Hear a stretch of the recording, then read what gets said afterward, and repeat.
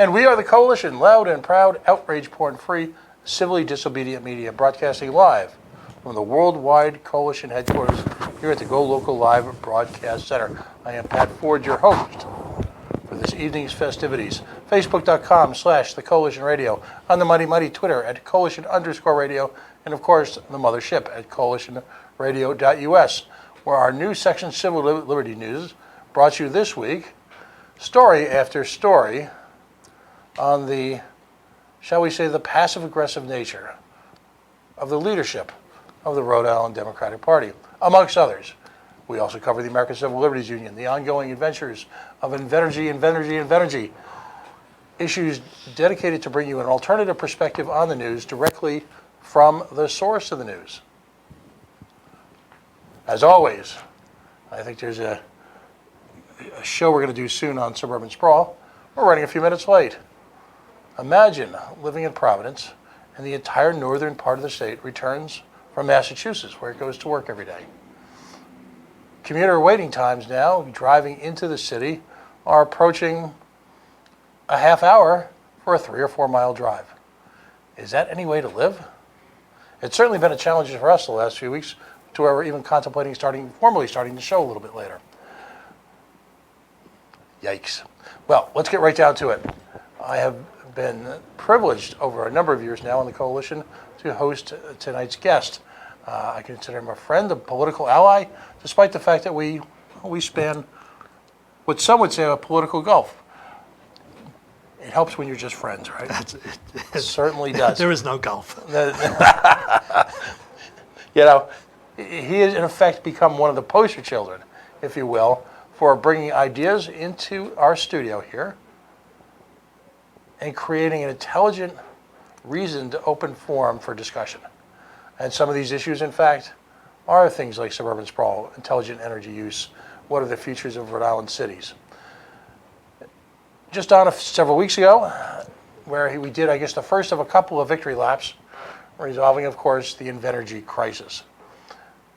Well, I'll let him deliver the news, but another stamp came down, well, I wouldn't call it a nail in the coffin, I would say shoveling dirt on that coffin at this point, of the now hopefully permanently failed gas-fired power plant that would have been set in the pristine woods surrounding the greater metropolis that we know as Burrillville and Pasco. Paul Roselli, welcome back to the Coalition. Thanks, Pat. And again, congratulations on yet another milestone. This one even had a big seal on it. It did, big gold seal on it. Big official seal. With 3 colorful signatures from 3 very important people. Yeah, November 5th, a day I think 10 to 15 years from now we'll look back and say that was the day, that was the official start of the end of production of electricity by fossil fuels. Sort of our own Rhode Island Guy Fawkes Day, huh? I think so. Okay. I really do think so. Absolutely. So where are we in the process now? Sure. When last we spoke, Yeah. really the beginning, or even the middle of the end, right, what's evolved over the last month or so to get us to this point, and where are we going now? Sure, and I think it's important to give kind of an elevator overview of what transpired since August 1st, 2015, when our governor of the state of Rhode Island told the folks from Chicago that, and I know this quote word for word, that we will do everything we can to make sure you're successful here. That was the start of a long ordeal, an over 4-year ordeal from that moment, not only for the folks in the northwest corner of Rhode Island, but for the entire state and the entire region. Because remember, the electric grid is not just built around telephone poles in Rhode Island. We get electricity from all over, from New York, from the rest of New England. That's called ISO New England. ISO is the independent service operator. They're the folks who maintain and turn those power plants on and off in order to keep the lights on. In order to keep the lights on the studio, in order to keep the Facebook posts going to the servers. So that's when it all started. It ended, and truly it ended, on November 5th, 2019. Invenergy filed their application way back in November of 2015, And here we are, 4 years later, on November 5th, shy of maybe 14 days, that Invenergy is now told to pack their bags and go home. But there's something that's incredibly significant and key to the future of fossil fuel production of electricity, key to the grid. It's also going to be one of the points that will propel something like the Rhode Island Progressive Democrats and their wish to make the city of Cranston a model for energy independence. And that was one key thing that happened during the 4 years. If you asked me, and I think you did ask me 4 years ago when we started all this, if the Energy Facility Siting Board was likely to approve this power plant based on all of the criteria that was available to them, all the guide plans, all of the opinions that were required, all of the state agencies, the approval and support of the governor and a lot of other state leaders, the labor unions, and on and on and on. If you were to ask me way back in November when this thing was filed, and I did, I've told a lot of people, I said, this is a done deal. We're lost here. We don't have the support. Burrillville, the Northwest Territories are exactly that, far away. Most people don't even know how to spell the word Burrillville, let alone pronounce it. No reflection on the rest of the state. However, that's the way it is sometimes. So way back then, we knew we needed a bigger voice, and over those 4 years, we got it.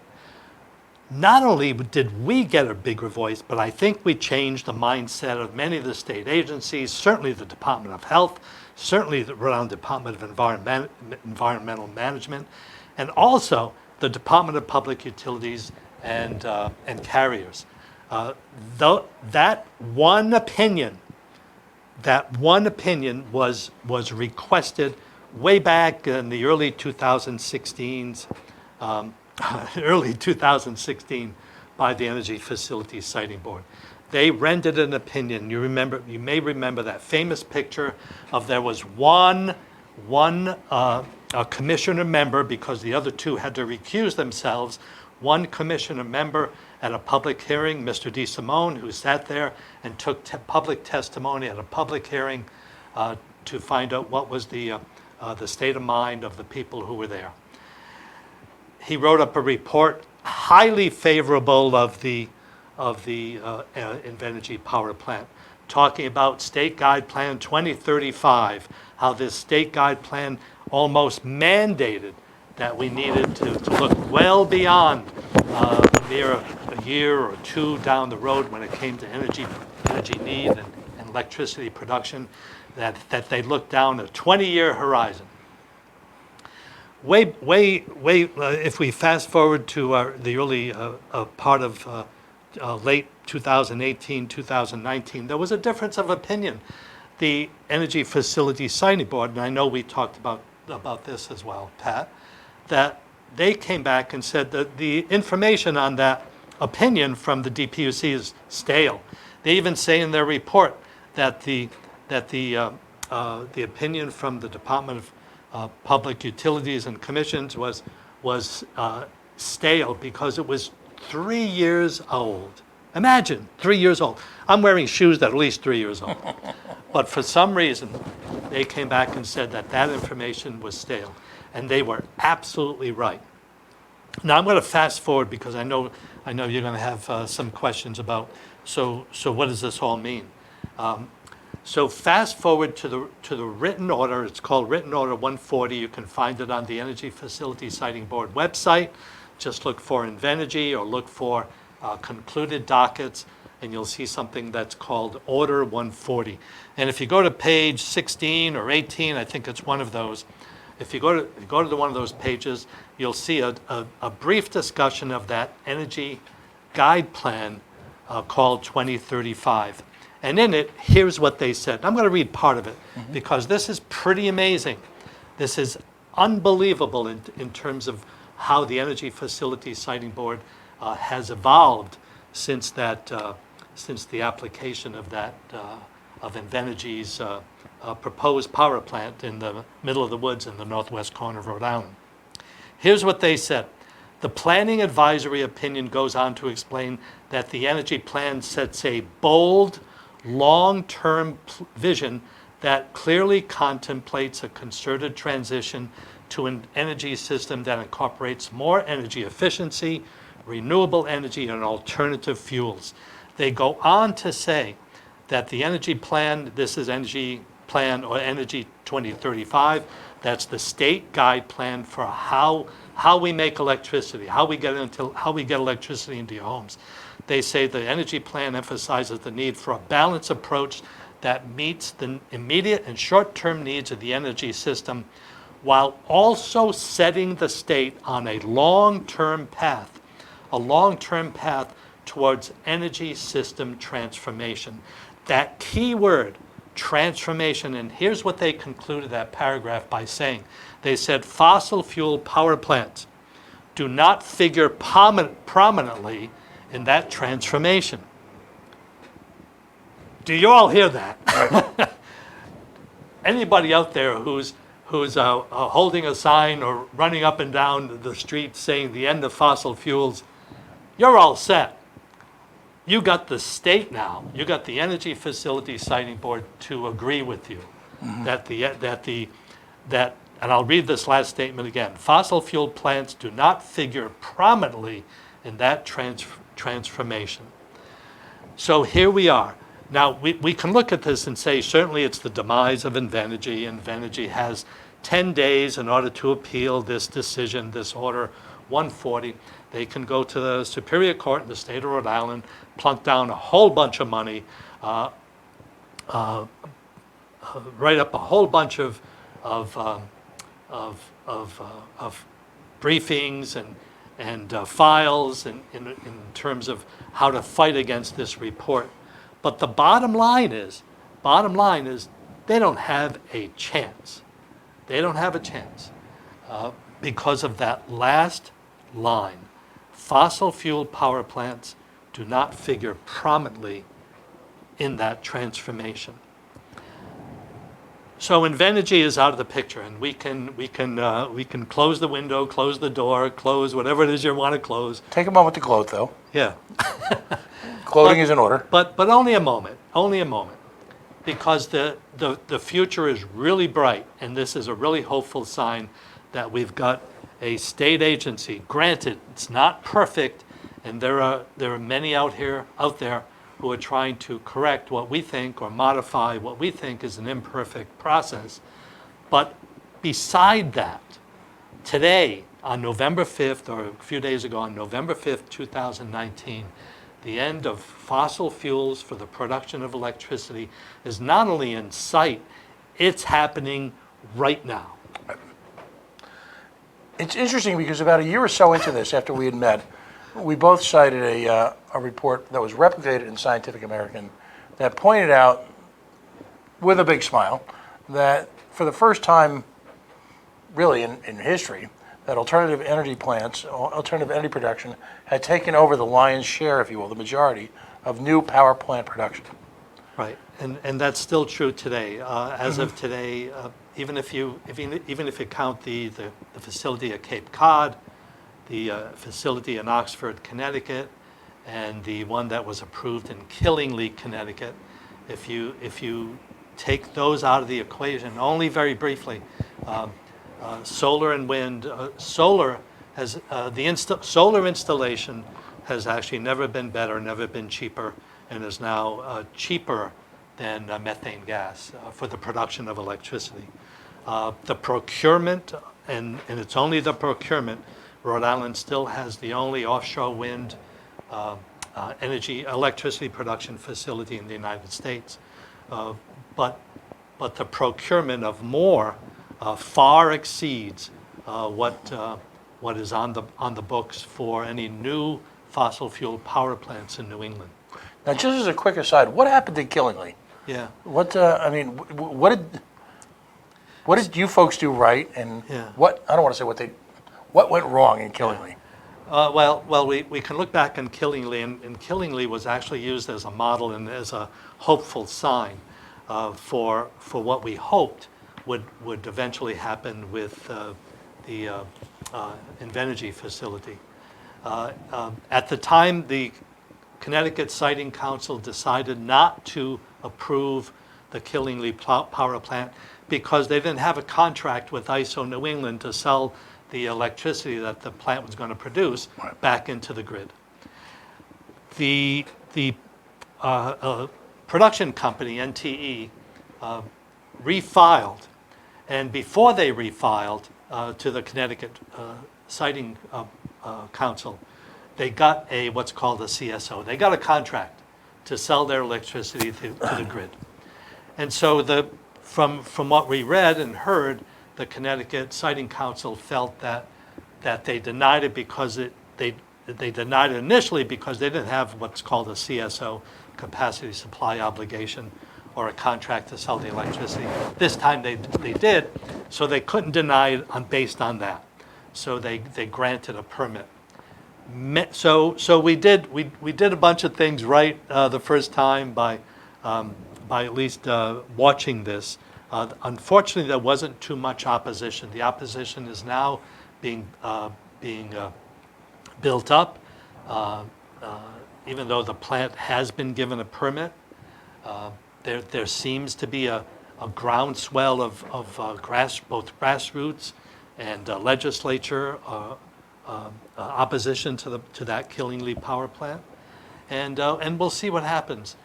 There are some who think that because of what they bid to get that contract, in other words, NTE had to actually bid on supplying electricity at a certain rate. They bid at such a low price that there are many believe that power plant will never be built because it's just not cost effective. They will never make back their money. Maybe in 100, 30 or 40 years, they might make back their money, maybe even longer.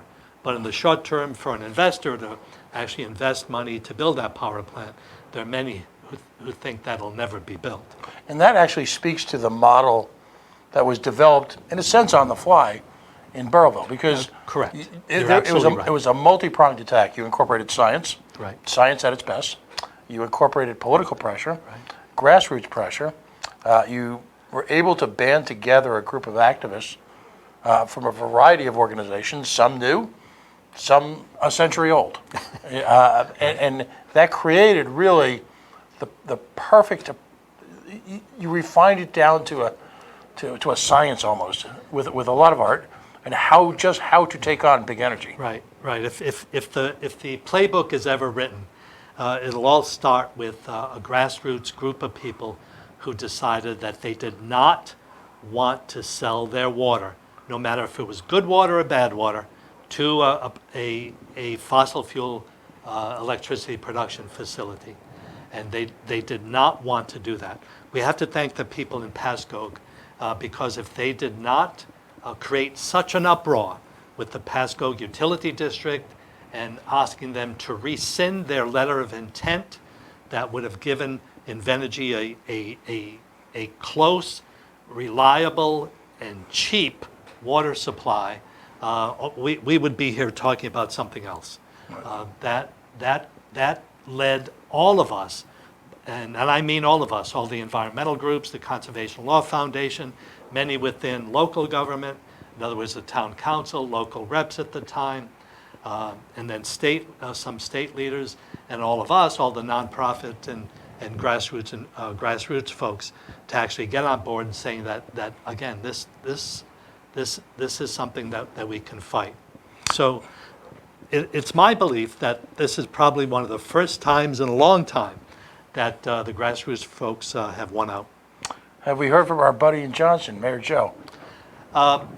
We did. He was disappointed when the announcement came out way back in June, as many state leaders, local leaders were. The governor was disappointed. Many of the unions were disappointed. I don't know if anybody's tried to hire a plumber lately or an electrician. You know that it's almost impossible to get one there anytime soon. I don't know if they're hurting or if they're just going elsewhere to get work, but there's a lot of work out there.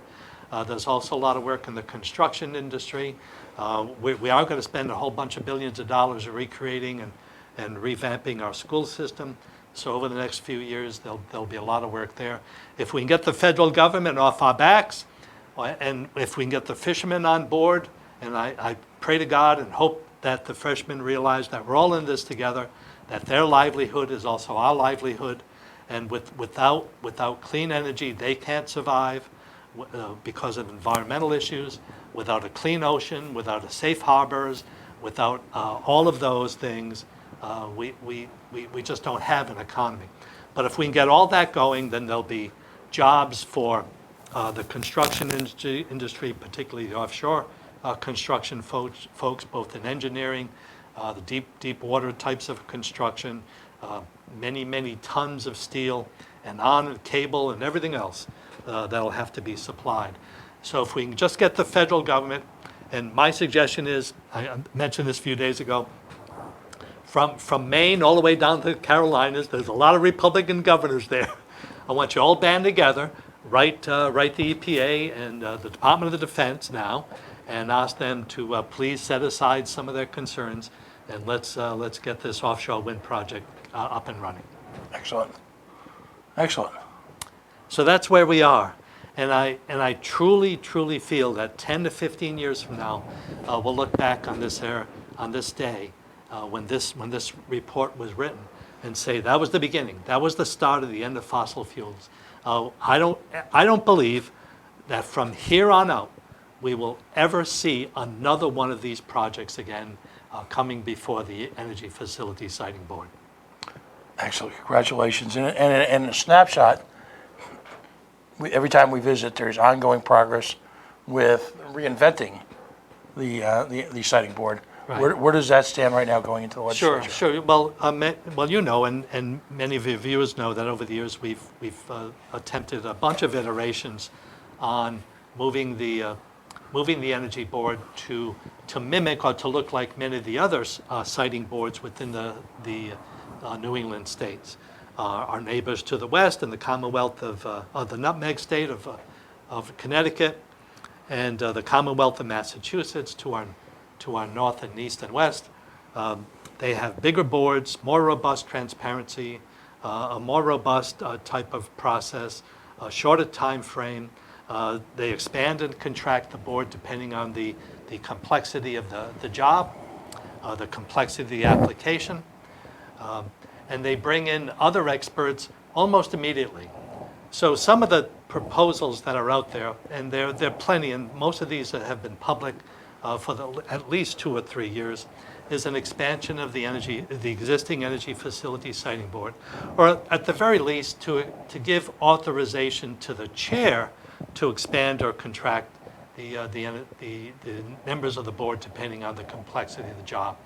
Certainly, most of them, most of the what are called dockets, most of the projects that appear before the Energy Facility Siting Board are wire projects, moving strands of wire, moving cable, increasing cable, moving telephone poles, increasing the capacity of some of the electric lines that are already out there, putting some of it underground, reinforcing it.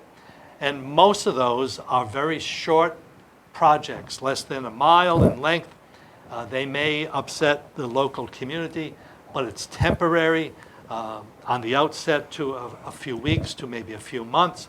Certainly not a 4-year project like this has done. Certainly not a 2-year to almost 3 years of construction. But a lot of these are what many of us calling minor projects.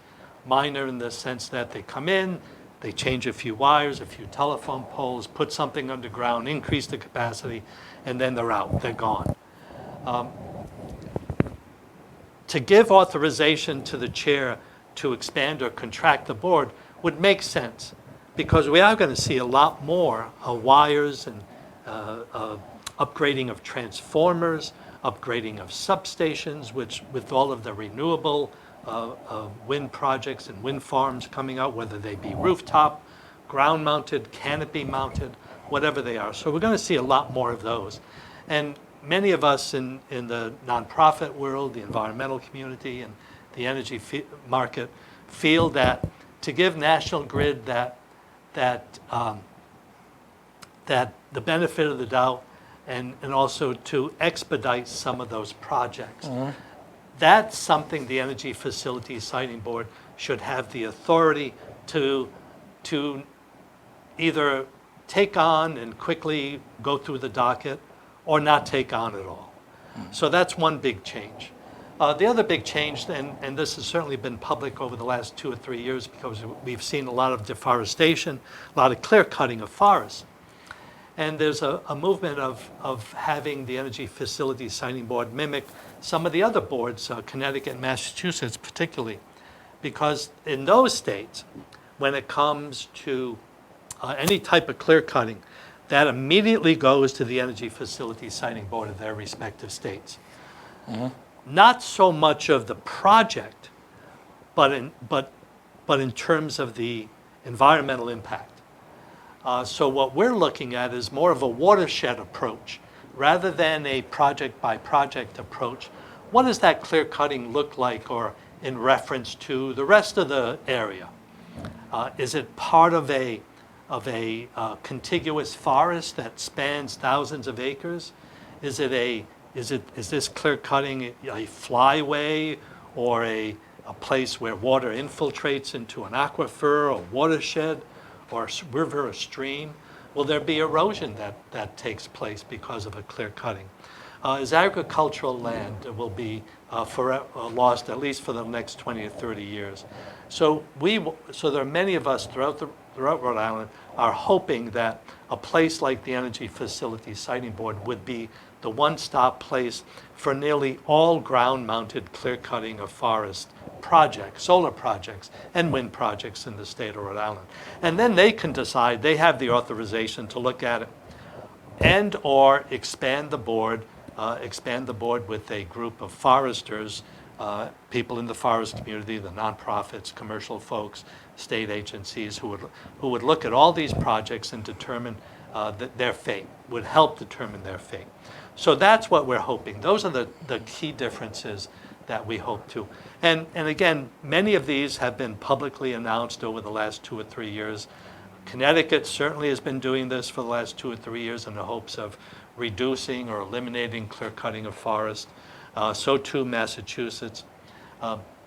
Yes, there is a market incentive, and we want the market or the incentives to go higher for things like solar canopies or solar projects on landfills or impervious surfaces or brownfields, and have disincentives, essentially not as much money when it comes to projects that involve clear cutting of forests. So that's ongoing. It's been ongoing for almost 2 years now, 2.5 years. We hope that this coming legislative session, that there'll be something that we can push before the legislature and get approved, because I think that's where we need to be. This is good. The Order 140 is good in terms of eliminating fossil fuel power plants. But now let's get to that next level, and that next level is dealing with clear cutting of forests for installation of solar arrays. Right, and I think we missed a great opportunity in the state to get stakeholders together and visit how we were going to redefine ground-based transportation through the state in terms of the 610 corridor. We consistently miss opportunities to come up with a vision, a collaborative vision, not just one impacted by the state and then pushed downhill, but a collaborative vision between people who have property rights and are owners. And time again, because of political expediency and the desire to meet the ever-growing needs of, well, let's be blunt, the unions that supported Gina Raimondo in this past election. When in fact, if it's time invested before the next crisis du jour, as opposed to this sort of political whack-a-mole that we play in Rhode Island, it would be welcome.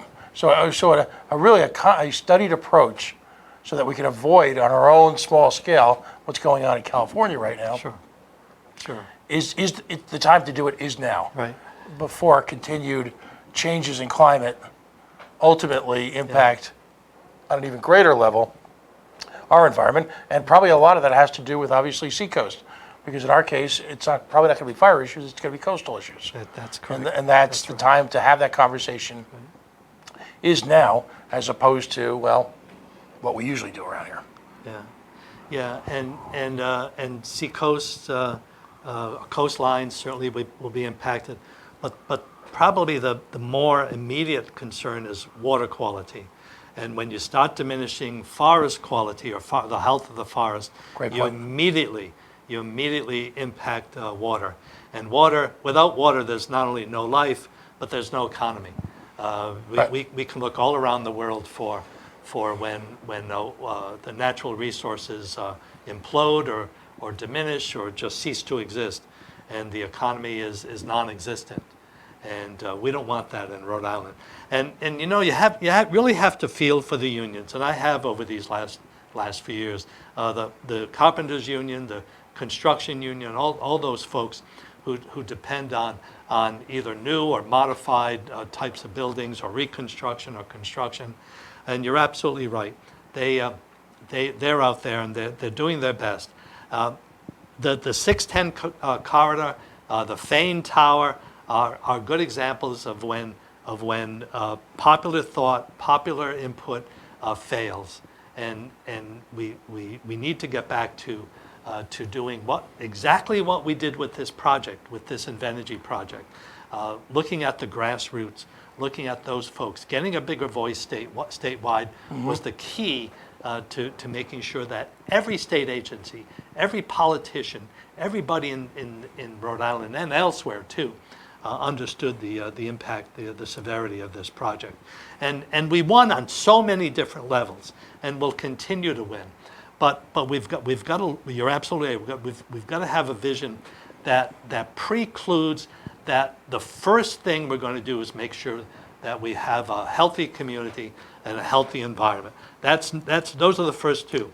Without either one of these, through whatever optimal healthcare system you want to think of, but without a healthy population and without a healthy environment, which includes a healthy water supply, we don't have anything. We don't have a Rhode Island, and we certainly learned that over these last 4 years, and it's something that we'll continue to work on for the next 4 years and beyond. So yeah. Well, I'm going to issue a challenge to you. Yeah. You know, what I've tried to do in the past, and sometimes political schedules in terms of people running for office have interfered with it, was create opportunities for people to take an hour or two at time, show time, and essentially create their own show within the show.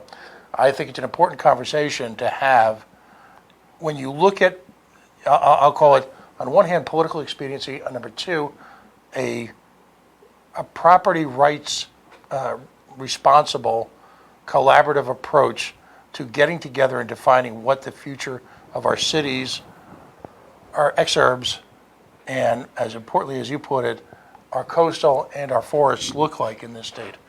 One that, again, respects property rights of the individual owners, but at the same time acknowledges that you can have a master plan like you did in Providence. There's a whole nother conversation.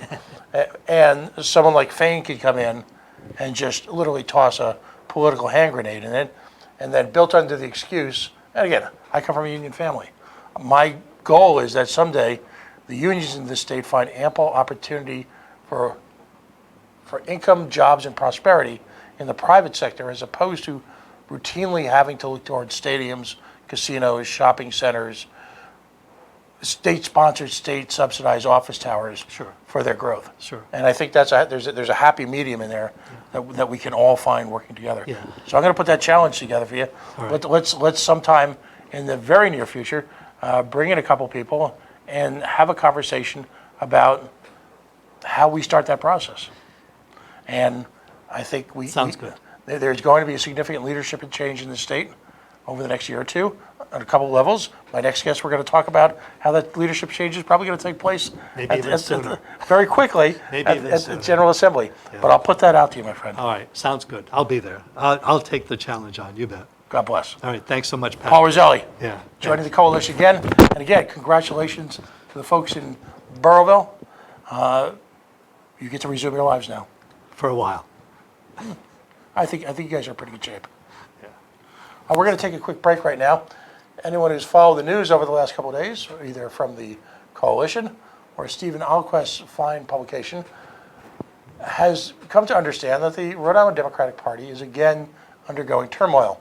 At this point in time, it seems like, well, the salons, the leaders, the hierarchy, the patriarchy of the Rhode Island Democratic Party seems hellishly intent on some type of way to preclude, to disenfranchise, to hide, and I'll use the word silence, and that was a word more than one activist has said to me in the last day or two, the folks who are actively involved in the grassroots of the Democratic movement here in the state, and the people who are looking, well, to move it from that old school, smoke-filled room, hierarchical, patriarchal, cronyist playbook into a party that reflects really the needs of working people in the state. I'm not a Democrat, and I'm not here to endorse or to challenge, but when you've got the concerted efforts of a state party leadership to significantly disenfranchise a grassroots organization that is largely responsible for the growth of the party in the last couple of years and largely represents the future, well, that needs to be discussed. And it speaks to, unfortunately, the challenges of the state at large. And we're going to challenge that tonight. We've got a couple of people who are coming in. Folks from the Women's Caucus, Maura Walsh is going to be calling in. And let's have a conversation. Paul, I'll see you soon. Pat, thank you. We're going to take a quick break right now. We're going to get right back to it in just a moment or two. My name is Pat Ford. I'm your host. We are the Coalition, loud and proud, outrage porn-free, civilly disobedient media broadcasting live on the Worldwide Coalition Network here at the Go Local Live Broadcast Center. Facebook.com/The Coalition Radio, on the mighty Twitter at Coalition_radio, and of course the mothership at coalitionradio.us. We'll be right back.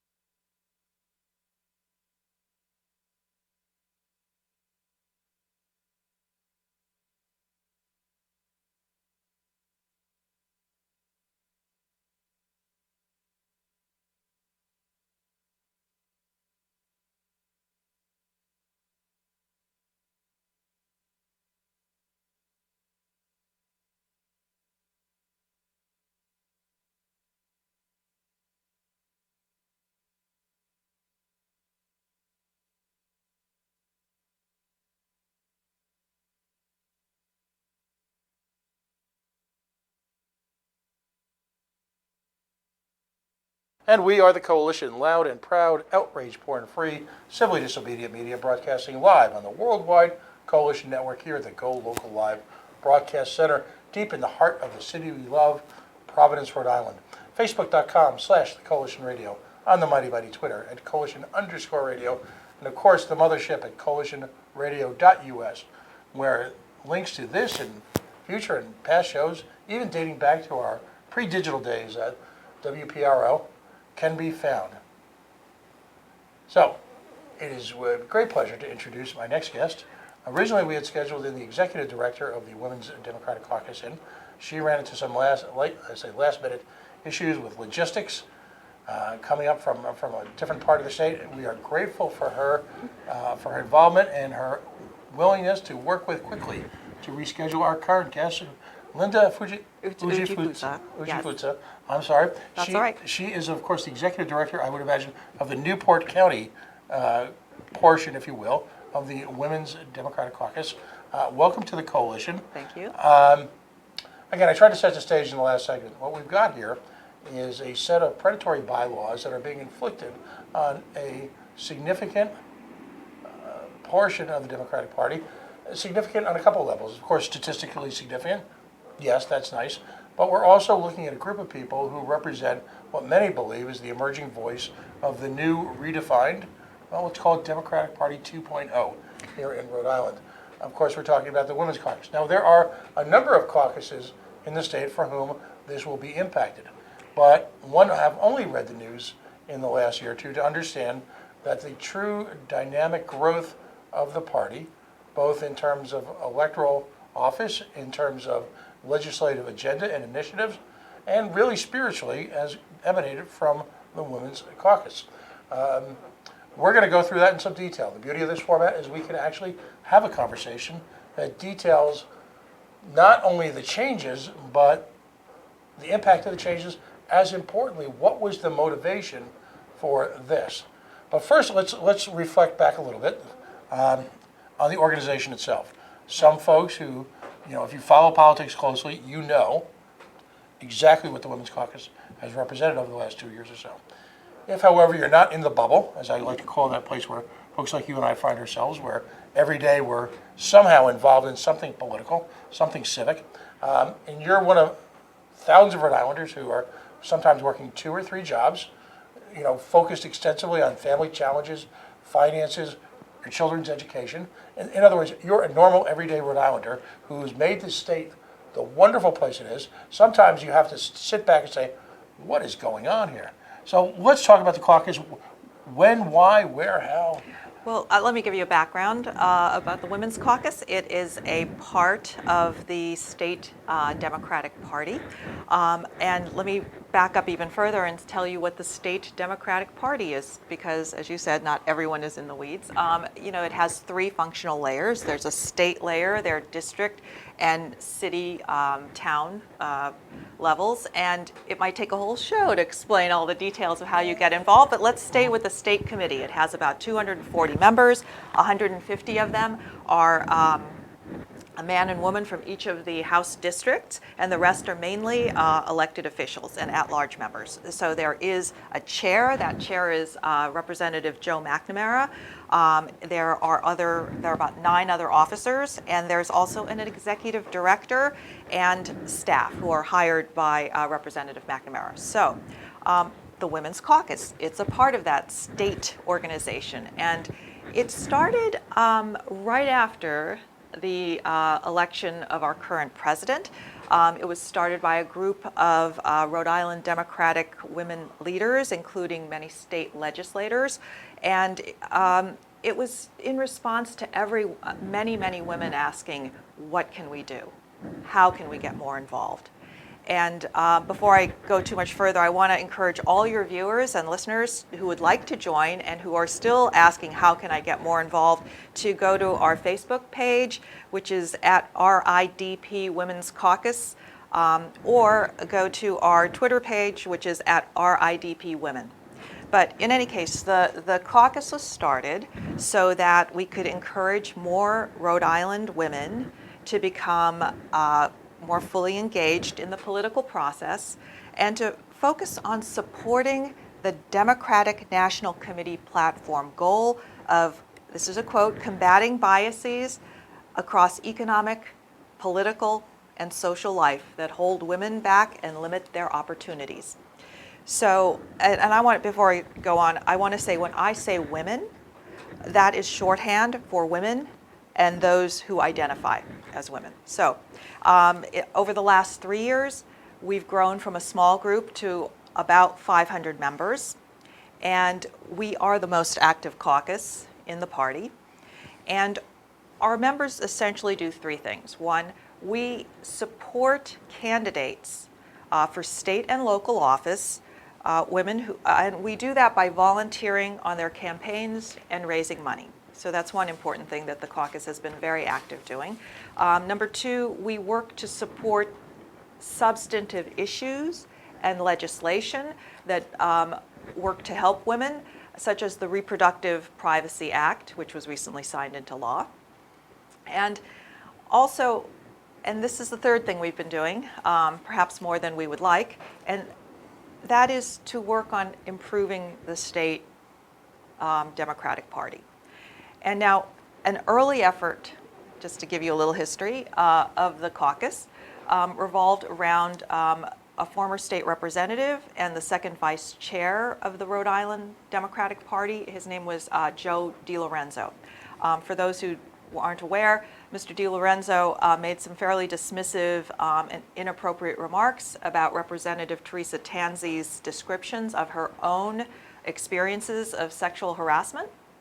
And when the party chair, again, Mr. McNamara, and House Speaker Mattiello refused to remove him, the Women's Caucus successfully acted to call on state members to request an emergency meeting so that the state committee could discuss and vote on possible removals. Now, just before making that announcement that they had been able to get 60 members to ask for a special meeting, Mr. DiLorenzo resigned. So that was one of the first that was actions. Truly, really, that was a galvanizing moment in the sense, you folks had already built an active caucus, you were working towards legislation, but it was that one moment in time that really crystallized the frustration that a number of women, some new to the political arena, some who had served as legislators for years and held prominent places in leadership, that really brought together a very wide range of people, didn't it? It did, and it was a very hopeful moment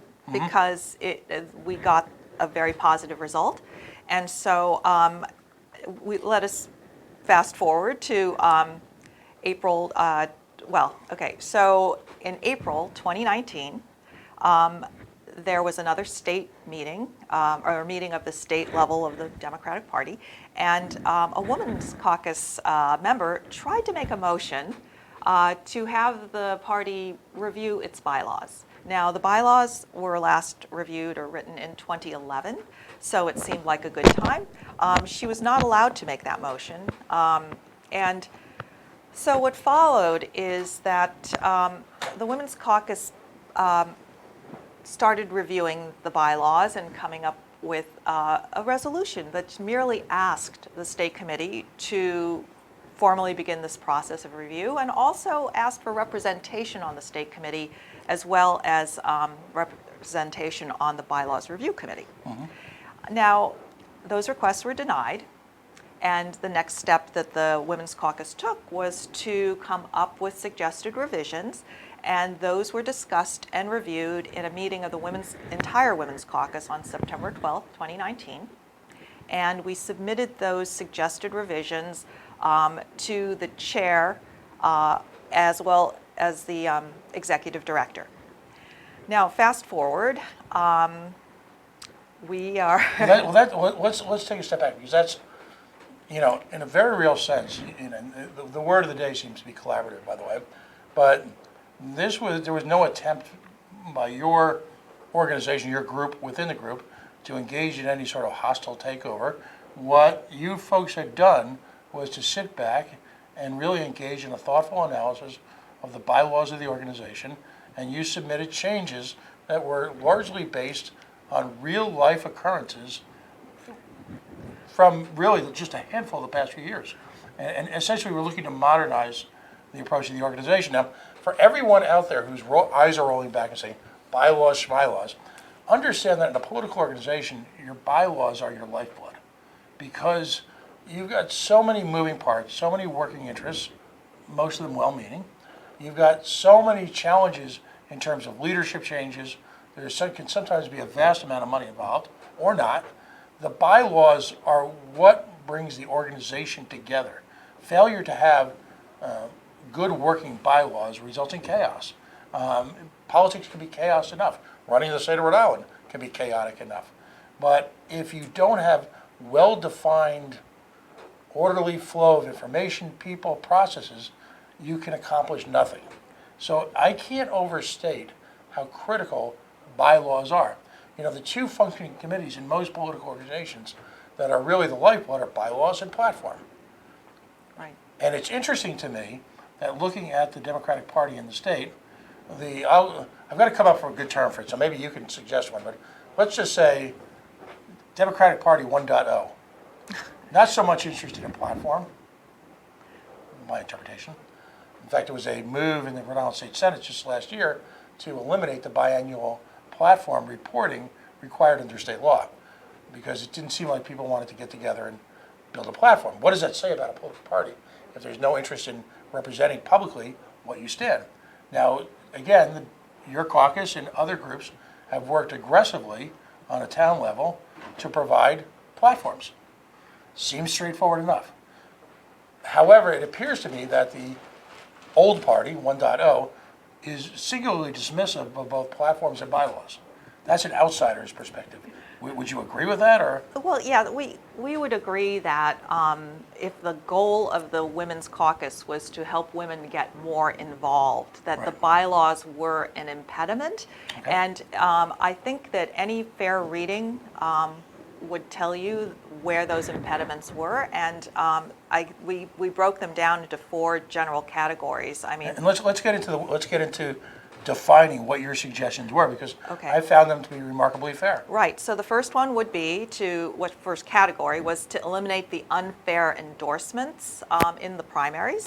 The second one was to increase financial transparency and accountability. The third one was to balance the powers among the chair, officers, and state committee members. And the fourth was to improve and better implement the current bylaw requirements that allowed you to participate. So let's go first to the eliminating the unfair endorsements in the primaries.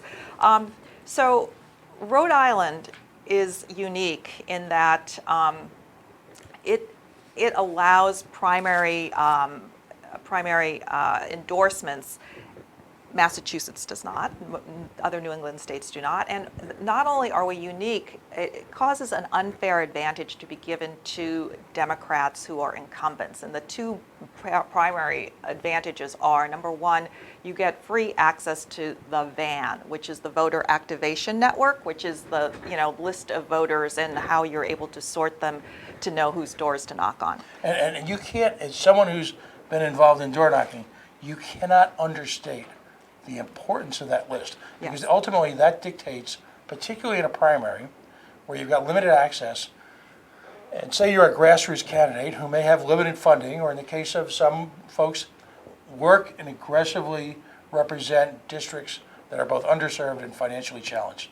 So having access to that, it's a very simple concept. You're walking down Smith Street.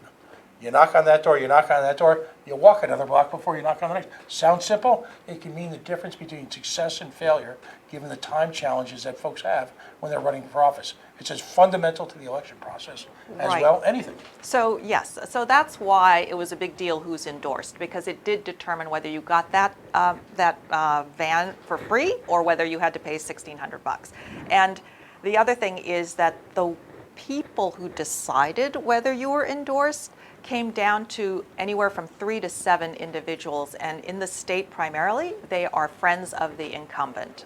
So it's just a very unfair process that we suggested be revised. That was ignored. The second thing was the financial oversight issue, which So the treasurer, if you read the bylaws, is currently only required to submit a financial report to the state committee annually, and other reports and audits are left to the discretion of the chair. And in recent years, it does not appear that reports and audits have been made to the state committee. And by the way, the notion that you only have to make an annual report is incredible. I belong to bowling leagues where you have to make a monthly report. I mean, I'm involved in a party, sadly, that's smaller than the Democratic Party, and our treasurer dutifully performs an analysis at every meeting, down to the penny, what was spent, how it was spent. And we just learned, or at least the public just learned a few days ago, that failure to report has led to what some would argue are grotesque abuses of contributions made to the Democratic Party, ostensibly to promote the Democratic vision. Where has that money been spent? Right. We don't know because under the old bylaws, it only took a signature. It didn't say who had to approve, but it did have language in it that said that the chair got to formulate policy regarding availability of state committee services to Democrats at all levels throughout the state. So that means that the chairman pretty much got to decide almost unilaterally how money was spent. And now they moved that number of requiring at least a second signature on checks from 2,500 to 25,000. So, Which is, again, I mean, let's step aside from political governance and the fact that it's a political organization. We're talking basic, not-for-profit governance here. right. Really nothing more complicated than that. Let's not read into the political implications, which are obvious, by the way, and we'll cover later on. But I am not aware of any board in an organization of that size where someone can, for lack of a better term, to use the vernacular, do the downstroke on 25 Gs at their will. And if you can, for a moment, talk about the fine dining, if you will. Well, I mean, You all did pretty good. right, we did. I mean, it came out, I guess, recently that, it was at $230,000 approximately Holy had cow. been spent by the Democratic Party, and it's in the FEC report, so it is publicly reported. Right. But as far as how those decisions were made, I can pretty much assure you that there was no involvement of the state committee at large, or the whole group. It was a decision made by leadership, and again, that could just be the 10 people that were on the slate that the chairman recommended be elected, and they were elected. And so it's just different, if nothing else, from all the other states. I believe Massachusetts actually requires the submission of an annual budget, and so yes, it is it's potentially quite alarming, the lack of input that members have towards how money at the state level or at the state committee level is spent. And by the way, most of these contributions are coming from you, Will, from the very grassroots that these bylaw revisions are really attempting to marginalize. Right, right. So, and then that third category of concentration of power, it was alluded to with respect to financial decisions, but the chairman also gets to pick all committee members. And the chairman, at least in this latest draft, it used to be that the DiLorenzo case could be resolved the way it was. In the latest draft that came out, it looks like they've actually drawn a line through where it says the state committee gets to hear complaints and substituted the executive committee as the decision-making body. So now a DiLorenzo kind of complaint has to go to the executive committee, that's the 10 officers, and they get to decide what happens to that complaint. And so, potentially the very first action that galvanized us would not be possible to be taken because it would be filtered through the leadership of just a very small number of people. And if in fact if it is decided, and I'll use the coalition air quotes here, that there are no grounds for complaint, that complaint is Dead. kept confidential and Yes. never disclosed in any form to, well, anybody. Right, right. And another sort of startling piece of the new proposed bylaws is that they are essentially muzzling the Women's Caucus by saying that this is a quote, caucuses may not issue any press releases or external communications related to party activities, including caucus activity, without express and written approval of the chair. So I guess I couldn't be sitting here talking to you today if I did not get written and express permission from the chair. Let's go back to the endorsement process, because calling in later in the show is State Representative Maura Walsh, who became a national figure because of, at that point in time, some fairly ludicrous processes in place to endorse. You know, in the case now, we all remember Maura, a gentleman who was an active Trump supporter, just decided to wake up one day and become a Democrat, and somehow, in a critically important district, at a district that is, I say this always very carefully, represents really the backbone of Rhode Island. It's a district of working families, academics. It's a wonderful part of the city. But at the same time, there are a number of folks there who are the working poor. And so they are challenged already in the sense of trying to bring resources for a grassroots candidate like Maura Walsh. What happened there? They basically just tried to impose a candidate on that district, despite you had an incumbent, a successful incumbent. Correct. You would expect that the state Democratic Party would endorse a incumbent woman Democrat. Right. However, someone approached a challenger to Representative Walsh, and that challenger, as you pointed out, was a former Republican who was photographed at a Trump rally berating a Trump critic, and that man was given the official endorsement of the state party, and therefore, was preventing Representative Walsh from getting the van and from getting an asterisk next to her name, because that is what endorsement does at the state level. You get a little asterisk as an endorsed candidate on the ballot, and that decision is made usually by anywhere from 3 to 7 people, well, in representative districts, 3 to 5 people. But if they are not sitting, or that little group of 3 to 5 people don't act quickly enough, the bylaws authorize Representative McNamara to go ahead and decide who is endorsed, and I believe he endorsed the Representative Walsh's opponent. And frankly, as Representative Walsh has said, it's lawful, but awful. It really turned a process in Rhode Island that has been much pilloried over the years into a caricature of itself, because it was just so overt and just so frankly ridiculous. And there was no relation to reality, and it was mocking, if you will, I believed, the process in and of itself, and it was mocking a community, ironically, that's been very loyal and very giving to the Democratic Party. Let me jump in for a second. On one hand, it's simple enough to say it's a power grab.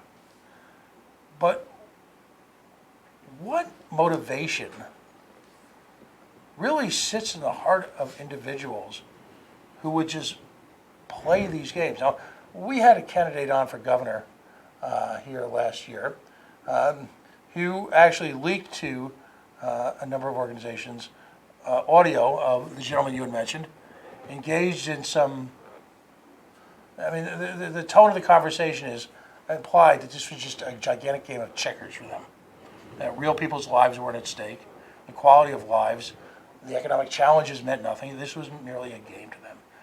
Do you, from your own personal perspective, who's someone who gives a lot of time to state causes, is it that simple? I think, psychologically speaking, as we all know, most people believe they are doing the right thing. Mm-hmm. And I think that is, and if you look at how people define their morality, it's not that we don't all share values, it's just that we emphasize values differently. So my take on it personally is that is that the people who are doing these things think they're doing the right thing. They don't believe they're trying to hurt Rhode Islanders. They believe they can protect them in some way that Representative Walsh cannot for some reason. Now, they might be dead wrong, but that is their thinking. And then the second thing is that they cannot understand that it is possible to disagree about issues without somehow taking it to a somewhat personal level. So that's a little concerning. But I do want to say before we go any farther, Pat, that despite the critiques we're offering, that the Women's Caucus wants to make it crystal clear that we are open to discussing any and all issues with any member of the state committee. And that we do have a fundamental hope that we can move forward in this terrible time in the life of our country especially, but even at the state level, that we can move forward to work on democratic ideals because there is much more urgency of doing that, and that we are not all about simply tearing a party apart. That is not what we are trying to do. We are trying to rationally improve the situation that must be bad, because that is the only explanation for why independents or unaffiliated voters currently outnumber Democrats. If our party was working perfectly, that wouldn't be the case. And we are simply trying to offer some suggestions, and we want to engage in conversation. So I hope that we can do that, and we look forward to working with the Democratic State Committee.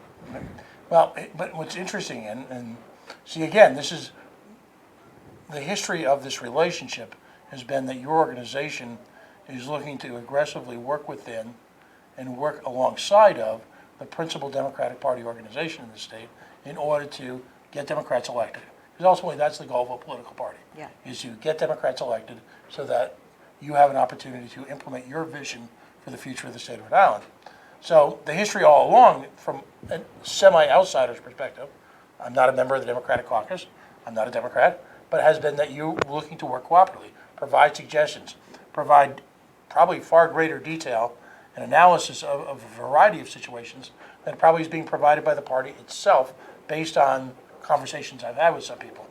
To wit, one activist I know actually suggested that it's almost like they looked at your suggestions and decided to do the opposite. Well, possibly if they viewed our suggestions as things that would weaken the ability of Democrats to win office, then they did feel justified. And I know some of the members of the Bylaws Committee, and I do believe that they are decent people, that they tried to do the right thing. So it is simply that we might agree on the goal, but we have a very different vision for how that goal can be achieved. And I do think, though, that as long as we agree that we have the same goal, that there is hope of moving forward together and not simply sniping at each other. And I look forward to trying to discuss what our suggestions are and how they will make people trust the Democratic Party more and support our candidates more, which I think adhering to what we're suggesting would do. Okay. So were any of the, you've got members of the Women's Caucus who are our district representatives. Were any of them on the committee to do the bylaws revisions? Well, there are, let me think, there are no sitting representatives or senators on the executive committee, and it was the executive committee primarily who worked on the revisions. So. All right. So. But they are members of the overall committee, and they were present at the discussion and took a vote. Right. And by the way, the vote for this is on the 18th? The vote at the state committee level is on the 18th, yes. Which will be the final approval, if you will? Possibly. We are hoping that, and we are beseeching members of the state committee to vote to not approve these suggested bylaws, at a minimum to send them for further, what is it called when you further do that? Study. For further study, rather than just pass them. And we will be making efforts to reach out to state committee members. Right. Because I know you've listed your suggestions. Some of the provisions in this are pretty onerous. I should probably, we've just met, my outrage at situations is ecumenical, if you will. I can get equally outraged at just about any situation. And it's not my intent here to beat up on the Democratic Party in the state or any one individual. But the power to establish caucuses now resides solely in the Rhode Island Democratic Party chair. The very nature of caucuses are that they are grassroots and arrive from perceived or real, sometimes both, either whether it be slights or needs for change. That's how caucuses happen. If the chair feels the need to open up a caucus, he or she typically would have the power within their board to make the changes without the need for a caucus. This, to me, is an amazingly critical point. It may seem tiny, but caucus membership rolls become the property of the parent party, if you will. Yes. And, that's your intellectual property. Those membership rolls, those who contribute, some of that's public, some of that's not. But that belongs to you folks. That's something that you've worked hard to earn over long nights, long meetings, door-to-door knockings, people who have, engaged in what I consider the ultimate patriotism at a state or local level, which is run for public office. The folks women who have run for office as part of your caucus are the primary reason why your membership continues to swell. Because they recognize the value from their perspective of the philosophy that your members, and particularly your members running for office, engage in and are willing to sign on along with. That's a critical point. This has got to be aggravating. You raise money. Yes, we do raise money. You raise money, and raise money that you, for specific purposes, which are advancing your candidates, advancing and educating people on your philosophy. That money now goes straight to the $200,000. I'm being facetious here, but right. That money, instead of going towards someone who's running in a primarily Republican district, say out in Burrillville, for example, in fact, that is the fear exists by many that money just ends up in the Capitol Grill. Right. Well, it's the financial piece is, as you point out, is really huge, as well as the membership lists. It's just the entire package of things that the women who got involved in the caucus, who were not that involved before, and who were inspired to stay involved by the work that we were doing. It is across the board. What I've been hearing, it's a very big slap to them that this is the way the party has reacted, and I just would caution the party to maybe reel it back or risk losing all the people who have become energized over the last 3 years by the work of the caucus. They are not your enemies.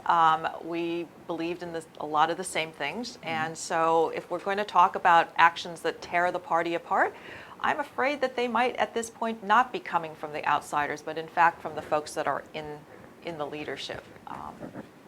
They're very divisive. Right, because ultimately, I'm a libertarian, and they're a significant part of the growth of the Libertarian Party in this nation arises from one single moment in time. And this is why all political parties have to be careful. Back when Mitt Romney was running for the presidency, a gentleman by the name of Ron Paul ran. And Ron Paul takes a spot in a lot of young people, and some of these people are now very successful in their 30s and 40s, in a lot of young people's lives, much in the same way that Bernie does in current young folk. He was a galvanizing figure amongst college-age folks who believe in personal liberty and at the same time are fiscally conservative. The Republican Party, and there's an implicit warning in this, at their own peril decided to engage in, let's be blunt, Ron Paul was not going to get the nomination for the Republican president slot. It just wasn't going to happen. But rather than allow him the opportunity to speak at the convention, rather than allow him his proper place in the sun, if you will, to espouse his philosophy, which is so popular among so many young Republicans, they instead engaged in parliamentary moves to remove delegates and essentially reshape the party, making it impossible for another Ron Paul to come around. Those folks are firmly entrenched in the Libertarian Party at every single level.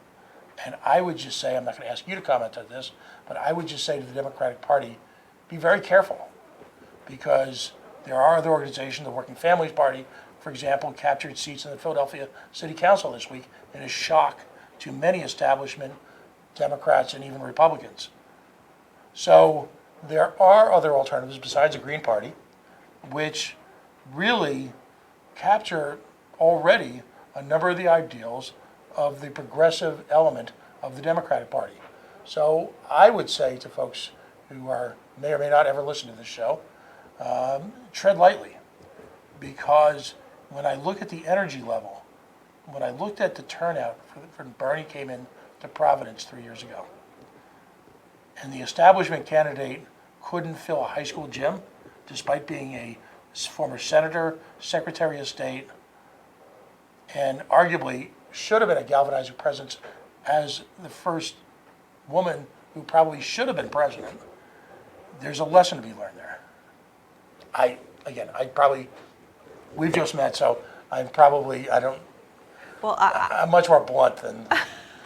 Well, I am here representing the Women's Caucus, and so and there are members of the caucus who span who all support different presidential candidates right now. So I'm not sure that is a topic that we should be taking on right this minute. But I do want to say that we appreciate you letting us talk about this. Yeah, and I'd like you to spend just a couple minutes, if you have time, to go into. Let's be positive now. Let's look to the next legislative session. You folks had a singular win in this past one, where it seemed like all was lost, and at the same time, you folks were again, I guess the other word for tonight is galvanized, but you reached deep and you managed to overcome a lot of institutional barriers on a lot of levels, which is hard. It looks easy on TV. Yeah, it's hard. Right. I mean, the amount of time and energy and just hard work that went into passing the Reproductive Privacy Act was astonishing. And many of them, most of them, are members of the Women's Caucus. And I do believe that I don't want to jump the gun on our legislative committee. They're still sorting through what they'll be supporting in 2020. However, of course, climate change, healthcare, racial and economic justice issues are going to be on our plate, and we hope that we can add a voice to supporting that kind of legislation. Yeah, and I would ask you, as a personal request from the audience here, there is a great deal of cronyist economic racism that's taken place in the state. When you look at organizations like the Wyatt, when you look at organizations like Twin River, like any one of a number of state-sponsored economic forces, which are dropped typically into communities that are challenged, where I think great coalition opportunities exist for people of goodwill, which your group certainly represents, to start to fight those, whether it be what's trying to happen in South Providence, what fortunately was squashed in Burrillville. There is this tendency by this government to drop those bombs into communities that, frankly, don't deserve them. And I applaud, while we may not always agree on policy, I applaud the activism and the aggressive stance your organization has taken, because it's necessary. We have to shake the state up. Frankly, right now it isn't working. And probably it's a combination of philosophies that can turn it around, but ultimately it's good people just coming together and finding agreement and making policy work for people. Right, and we have membership from all over the state, and we are very confident that we will be able to move things at a grassroots level, because change always happens from the bottom up, really, and not from the top down. So we look forward to better days ahead, including, we hope, stopping the proposed changes to the bylaws that are proposed now. Well, the sheer level of outrage that's come out, and it's interesting who's reported on it and who hasn't. Again, Mr. Alquist continues to do yeoman's work, following these challenges down. I read today his series of pieces that covered everything from Wyatt to this, as well as the latest economic giveaway to that was painted with pretty pictures about helping people in inner city communities when in fact it's nothing more than just another giveaway to developers. Folks like him are aggressively reporting on this, and yet it seems like the mainstream media seems to be reticent about challenging the hierarchy of the Democratic Party in the state. Well, we thank you. We thank Steve Alquist, who is an absolute hero of mine. And it's actually the only way for people to learn about a lot of the issues is to listen to what's become grassroots journalism. And, if it weren't for you guys, I think most of these stories would be absolutely buried or relegated to a very marginal position. So thank you. And No, it was an absolute pleasure to meet you. thank you. And don't be a stranger. And again, let's continue to have a dialogue that's issues focused. Right. But to this challenge now, in order for you to have that platform that you need to focus on issues, you need to overcome the structural. And unfortunately, for a lot of good government groups in the state, overcoming the structural seems to be the battle for 2020. Yes, indeed. Well, best of luck, all of it. Thank you. We're going to take a quick break right now. We're going to have Maura call in, and just as someone who's been a warrior in this issue, has felt firsthand the sting, if you will, of attempts to be silenced. And, well, we all know she wasn't. She, I don't think, is ever going to be. But we're going to ask her to call in just a minute. We are the Coalition, loud and proud, outrage-born free, civilly disobedient media, broadcasting live on the worldwide Coalition Media Network here at the Go Local Live Broadcast Center, deep in the heart of the city we love, Providence, Rhode Island.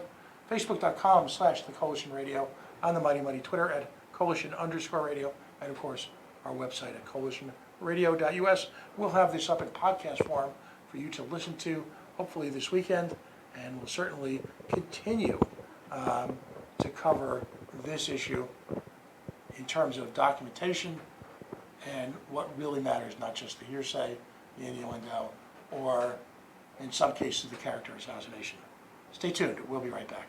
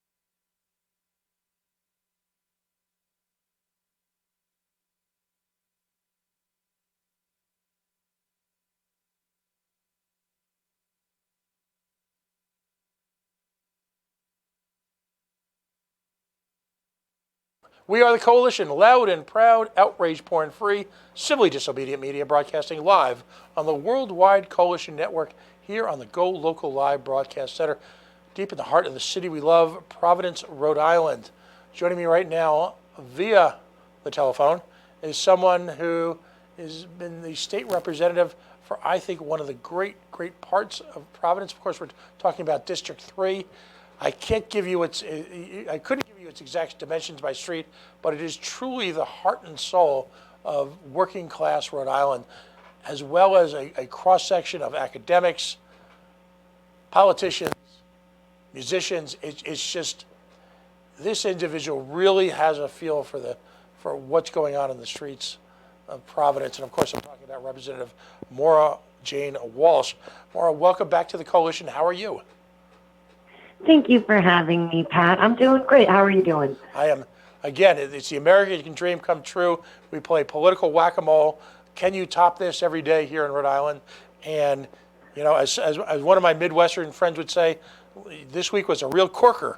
In other words, they said what? They did what? I got to tell you, you know, as I've told you before, Maura, I'm the youngest son of a Irish Catholic family, which means I've been arguing politics now for over 50 of my years. You know, you grew up around the table arguing about it. You went to church and argued about it. You went to the Knights of Columbus and you argued about it. I don't think I've ever seen, and understand I've lived and worked in New York City, New Jersey, in and around Boston, Pennsylvania, Philadelphia. I don't think I've ever seen such a naked attempt at a power grab in all my years of politics. What, as a cartoon would say, what a revolting development. What the hell are these people thinking? I imagine they're thinking that us women have been getting an awful lot, giving an awful lot of lip lately. They would really appreciate it if we would be seen and not heard. It's abundantly clear that this is directed at the women in the Democratic Party who won't sit down and shut up, right? So, one of the problems with not being allowed to endorse outside of the democratic process is that when the Democratic Party then refuses to endorse people like Marcia Rankin-Bassel or myself, the Women's Caucus would then be required to stab Democratic women in the back. And you can see why that's not something that they're super interested in trying to do. Furthermore, didn't we just get that article out about how in a non-election year, the state Democratic Party spent like upwards of $200,000 on lunch and dinner, and then are going to say that every dollar fundraised by the Women's Caucus should go to the Democratic Party? Like, well, maybe if we could trust you guys to use it responsibly, but obviously we can't. Like, why would we, especially after finding out what we did, why would the Women's Caucus then agree to give them more money? Like, that's insane. That's insane. And additionally, it also undermines the idea that everybody's voice counts, right? They've been saying since we've been complaining that we don't feel included, that we don't feel like we have a voice. They keep telling us, you know, we swear we care about you. We're not misogynists. We don't hate women. We're going to take care of you. And then their version of taking care of us is to shut us down and shut us up. And I don't think they understand that that's not going to work anymore. And when you say, you know, what the hell are they thinking? This kind of behavior doesn't come from a position of strength, right? Mm-hmm. If you believed in your ideas, if you believed in your policy, if you believed in your motivations, you would fight for those. And you wouldn't shut other people up and shut other people down. When you try to take people seats away from the table, you're just demonstrating that you're coming from a position of fear and weakness. And that's, I mean, there's always going to be a resistance to change, particularly from the people at the top, but it's trending in our favor, not theirs, and they should be mindful of that. Well, and I'm glad you used the fear word, because your first inclination, particularly if you're not in the bubble, as I like to say, folks like you and I and our prior guests are, where we're intimately involved in the ebb and flow of daily politics in the state. If you're not in that bubble, you would see this as a strongman, when in reality it's clear, it's abundantly clear, that there's a gravy train out there that these folks are feeding off of, literally a trough, and they feel threatened that that could come to an end. And to my prior guest point, I agree with her in that these folks are used to a certain way of doing business. They've just always been in charge as long as they can remember. But the stench of failure surrounds them at this point. And for the Democratic Party to actively work to disenfranchise Democrats is startling. Let's go through a couple of these proposals. And I know I touched on them in the prior segment, but some of them, if you're actively involved in political organizations, you understand their significance. Membership rolls being the province now of the state party. I mean, as I mentioned, that's your intellectual property. You have developed these membership rolls, for example, in your district, through hard work, a lot of shoe leather, a lot of conversations, a lot of late night phone calls, a lot of angst, and just overall a lot of focus. So the notion that you should just hand them over as if, your efforts don't matter is balderdash, quite frankly. To me, that's your intellectual property as a caucus.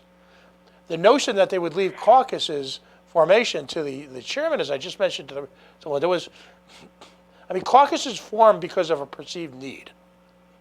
I don't know that, and I'll never know, certainly not my place, but I don't know if women have been treated fairly in political organizations over the last 2 or 3 generations. I don't know if anyone would get around to forming a women's caucus. I mean, that's why you don't have white men's caucuses. They're already in charge. They already got everything. I mean, am I wrong on this? Tell me if I'm nuts. You and I can have that kind of relationship. You can say, Pat, you're nuts. Go ahead. What do you think? No, you're absolutely right, and that's the thing, is that when women aren't agreeing with you and agreeing with the decisions you make, the logical next step is not to take away women's agency to vocalize their opinions. The next step is to work to make changes, right?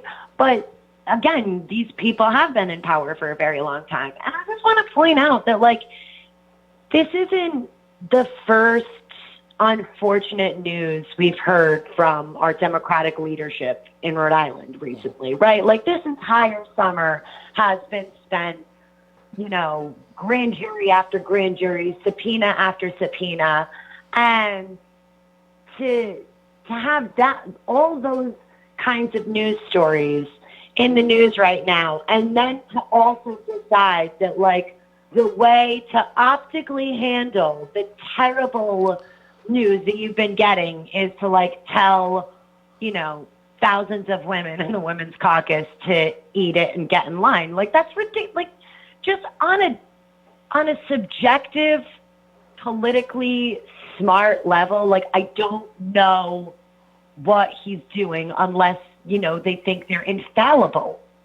I just don't understand, right? Why you would want to look that bad for this long, right? And then double down, and then continue to double down. It's astounding. No, it's interesting because you're right. You really have 2 perspectives on this. Number one, there's let's not get crazy, but there's the right thing to do. Let's put that aside. This is Rhode Island, okay? And then there's the politically feasible optics thing that you got going on. So to me, and forgive my rhetoric, and you can tell me if I'm full of red, all right? But it's almost like Nikki and the boys went out to some thrift store, bought a whole bunch of 1950s housewife dresses, all right, and are walking around the Women's Caucus saying, here you go, here you go, here you go. I'd like the meatloaf tonight, because that's essentially what they're doing.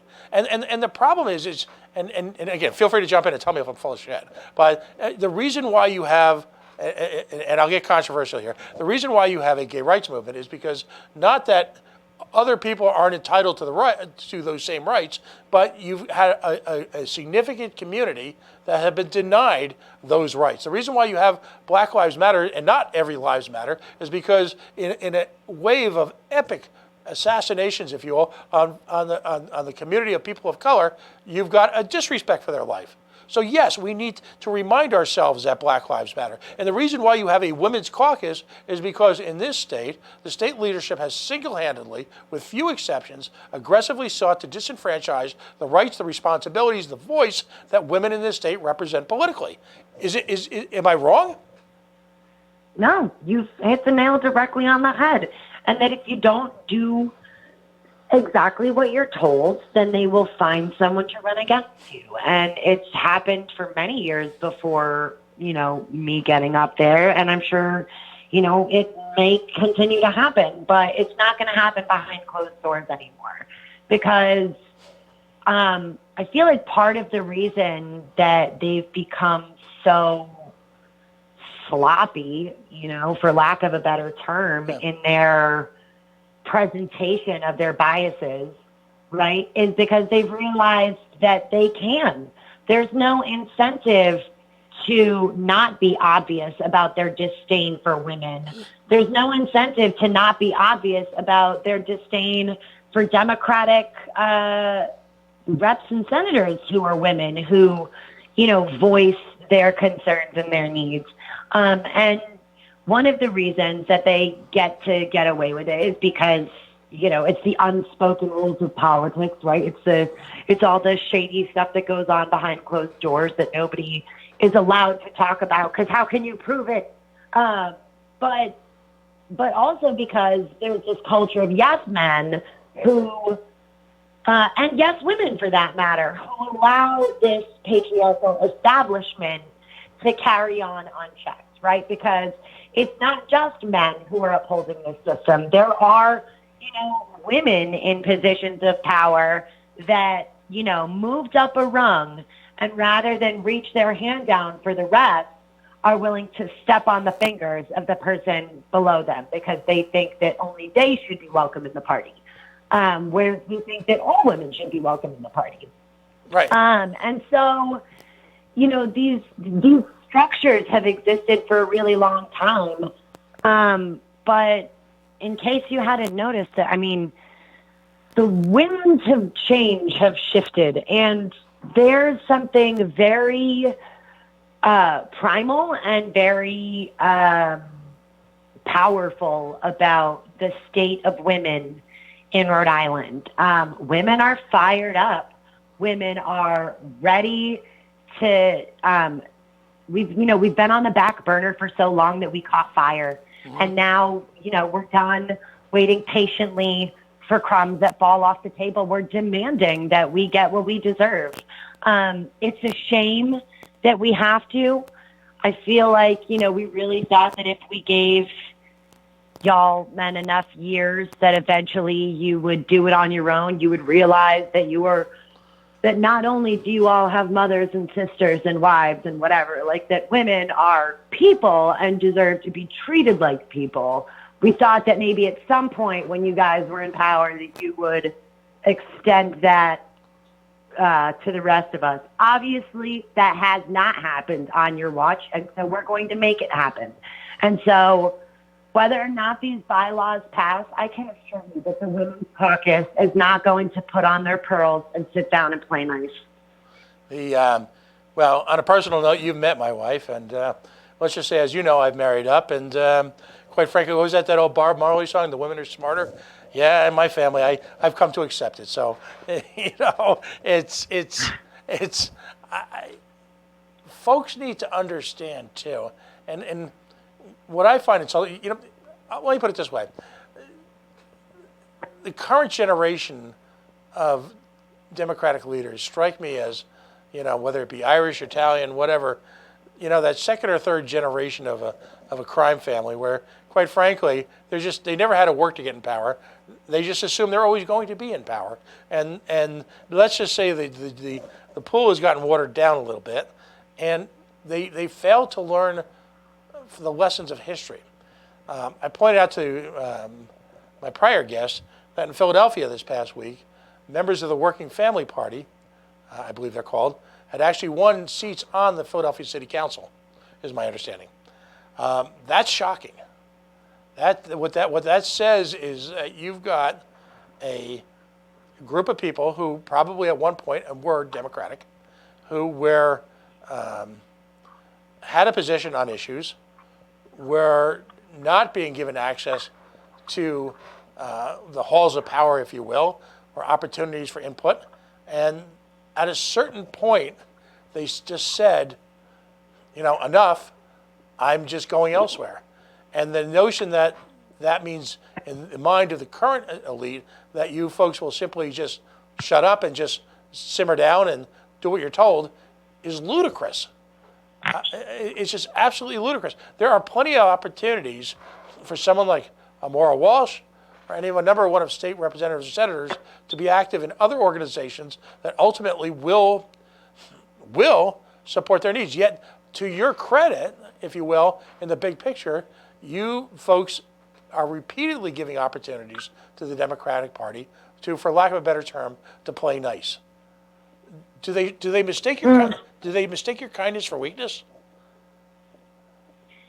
I can only speak for myself, and I imagine there are a lot of moms in the Women's Caucus as well. But there's this thing as a mother where you ask so politely that your children genuinely assume that that it's a question, rather than like a command. Right. And so I think we may have been using our mom voices and making it seem as though it were a voluntary thing of like, hey, could you guys please, keep us in mind and our needs in mind? And they thought that was like a polite suggestion, whereas it's more of a like crazy mom eyes, like do it or there will be consequences. Like I think they forget that we're 50% of the population, right. Even if we're not 50% of the makeup of that room. And so it's just, it's not wise to marginalize a group that strong. Right. And who is finding strength in their newfound unity. You do have a wide spectrum of political philosophies within the big tent of the Democratic Party, within the Women's Caucus, and to overtly challenge them like this, I just find astonishing. I'm not going to put you on the spot and ask you for a prediction, but I'll say this, from speaking to your colleagues both in the grassroots and the activist movement, to which you're so closely allied, and as well as whoever you managed to reach out to during the off season here, what's the general feel amongst women in the Democratic Party about these changes? As a general rule, people are not thrilled. You're right. We have been asking very kindly. We have been giving the Democratic leadership every opportunity to do the right thing and to play nice. And they insist on antagonizing and marginalizing. And I personally don't know of any women in my circle, at the very least, that are happy with these developments. And again, I also don't know anybody whose reaction is like, oh, well, guys, we tried. Like, guess we're not going to get equality after all. It's time to go home and make dinner for my man. Like, that's not. If that was the reaction they were expecting, they will be sorely mistaken. But are you telling a certain speaker that no more Mama Walsh's meatloaf sandwiches this session? You're not going to bring in cookies for the speaker? Oh, because I was, so polite and respectful before. Right. Listen, my dad has saying that you give everybody 90% of your trust and respect, and they can either earn the other 10% or lose the whole 90. And at this point, it's really hard to feel good about a leadership that steals money from taxpayers to give to their friends and spends hundreds of thousands of Democratic donor dollars that I imagine those donors thought that money was going to go to candidates. You know, like Right. what a weird concept when you donate to the Democratic Party. Right. But like, I'm sure they didn't realize that money was all going to be spent at Capitol Grill, at Tommy's Pizza, various and sundry other places. It doesn't strike me as good leadership to have somebody who is constantly attacking and antagonizing the women that have the audacity to have an opinion that is not the same as his. And so, I mean, again, it's not as if I was behaving particularly well, and I'm sure he, was aware long before this that I don't care what team is breaking the rules, I'm going to call out corruption where I see it. And just because he's the quarterback of the Democratic team that, I have myself in doesn't mean that I'm going to look away while he, rigs the game. Yeah. And to me, the interesting part is I'm going to watch how men react to this, because so far I haven't heard a lot from, I'll say, the other team, the guys. And that's a little disappointing, because most of us are fathers of daughters. And, I'll display a personal fact here. I changed religion because of the way, I have two daughters, because of the way that my former religion treated women. And that was 20 plus years ago, long before the revelations came out that we are facing today. So I was willing to change religion for that. And that's not some personal statement of bravery or anything, but it certainly speaks to someone's ethics. If I'm putting a call out there to, I believe there's a lot of good guys out there in the legislature who are Democrats who should be saying right now, no, this doesn't cut it. It shouldn't be left to the Women's Caucus to engage in self-defense when, in fact, your organization, and I got and I read through the memo that was written to the Bylaws Committee. It was a remarkably well-researched, articulated statement about suggestions without the expectation that they all be accepted, but certainly not to be used as a template to engage in the exact opposite of it. So I'm interested to see, and I'm going to reach out to some male state legislators this week and say, listen, a lot of your success as a party is based on the efforts of this organization. A lot of it. Again, there's that do the right thing and then the optics things. Are you really willing to walk away from both? Because men should be as outraged about this, quite frankly, as women. And, I was wondering what your thoughts on that are. I mean, yes, they should, obviously. Men should always be as outraged as women about women's rights issues, because women's rights are human rights. I don't count on that, particularly up there, up at the State House, that is. And that's not to say that I don't have male colleagues that are really nice guys, but it's what would be the benefit if you know that leadership has, a real serious problem with strong, independent, progressive, vocal women? What would be the benefit to them? Because there's nothing that, we can do to them to hurt them professionally the way that the speaker can.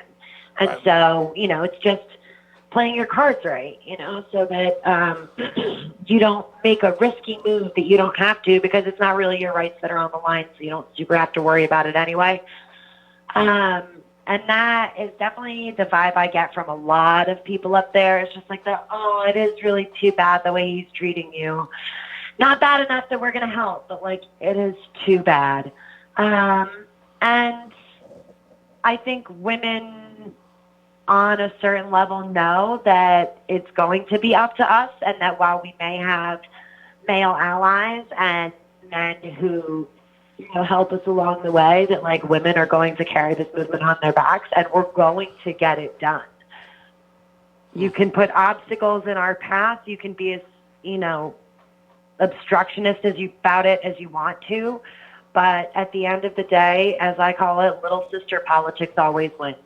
I might not be bigger or stronger, but I am significantly more obnoxious, and I will persist long after you have given up. There you go. Maura Jane Walsh, state representative, proud progressive Democrat, community activist. I always love to tell the story how you cut your teeth, if you will, camped out on a couple of restaurant owners' home lawns, knocking on the door, asking for back paychecks. That's one of my favorites. And someone who doesn't look for necessarily, but certainly I would say you relish a fight. And, it's disappointing to hear that my brethren on the Democratic Party aren't willing to, quote unquote, do the right thing. Let's see what happens. It's still early enough on. There's an opportunity perhaps this weekend for a few of them to reflect, to quote unquote do the right thing.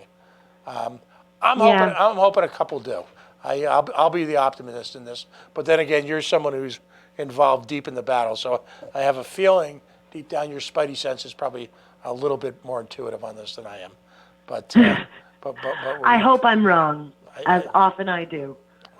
Well, I know you've got a hectic schedule as a mom and a legislator. I thank you for taking the time to call in tonight. Let's make sure that you come in studio before the next session begins, so you and I can argue about some of the issues as we like to do. Absolutely, and thank you so much for having me, Pat, and for keeping eyes on this in the news, because this is something that matters. And whether it's in the headlines every day, we are going to be working every day to make sure that our voices are amplified, right. Always.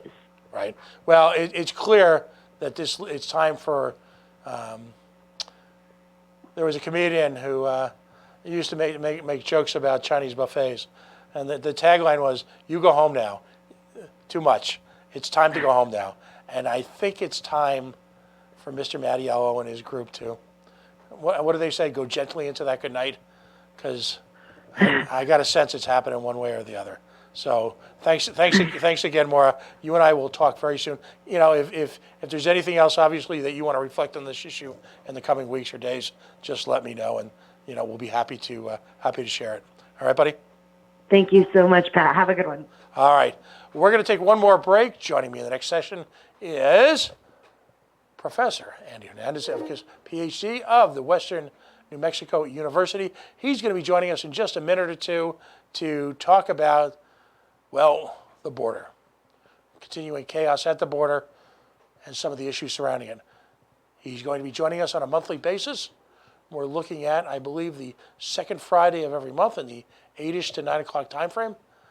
Stay tuned. We are the Coalition, loud and proud, outrage porn-free, civilly disobedient media, broadcasting live here at the Worldwide Coalition Media Headquarters, deep in the city we love, Providence, Rhode Island. If you're listening to this for the first time, we'd ask you to follow us on Facebook at facebook.com/The Coalition Radio. Maybe you can even follow us on Twitter at Coalition_Radio. Certainly take a quick look at our emerging website as we redefine it for what we'll call Coalition 3.0. And quite frankly, take a moment to join us every Friday night. Stay tuned. We'll be back in just a couple of moments.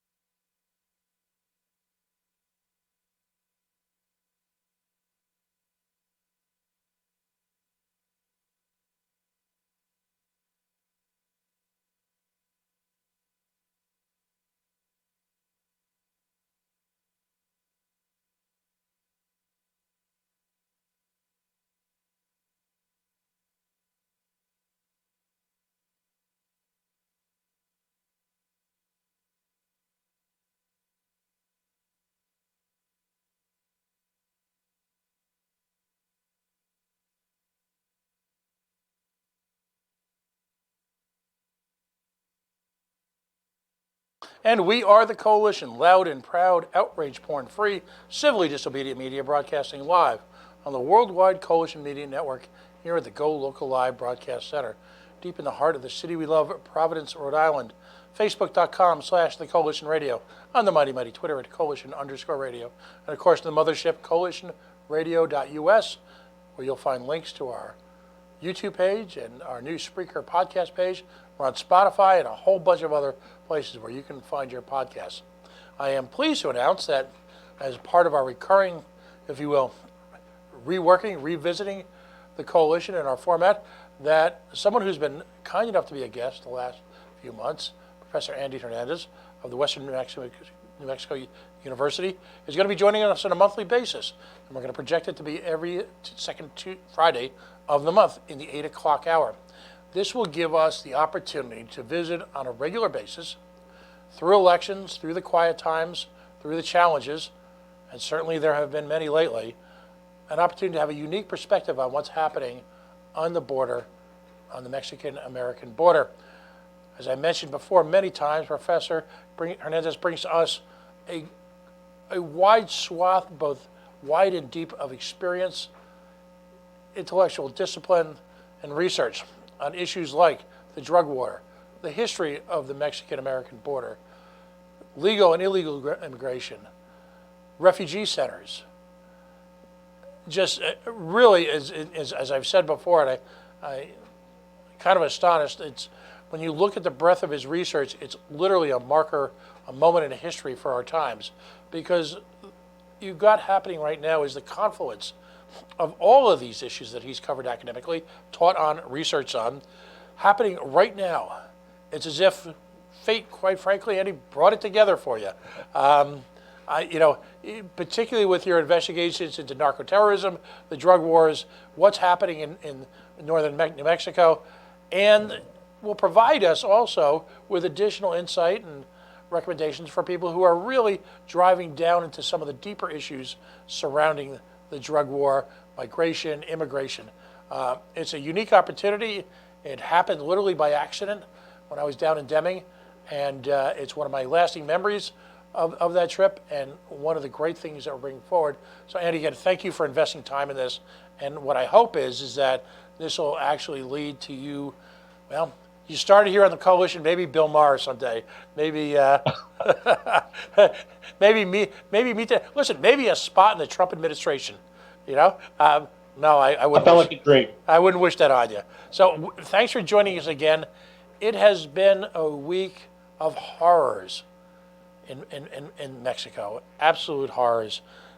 If we could just start, let's ironically touch base on the most topical issue, yet at the same time is really more of a symptom than the actual issue, if you will. It's really a reaction, a terrible, terrible tragedy, but really is symptomatic of what's going on at deeper levels in Mexico, which we'll touch on then afterwards. What happened?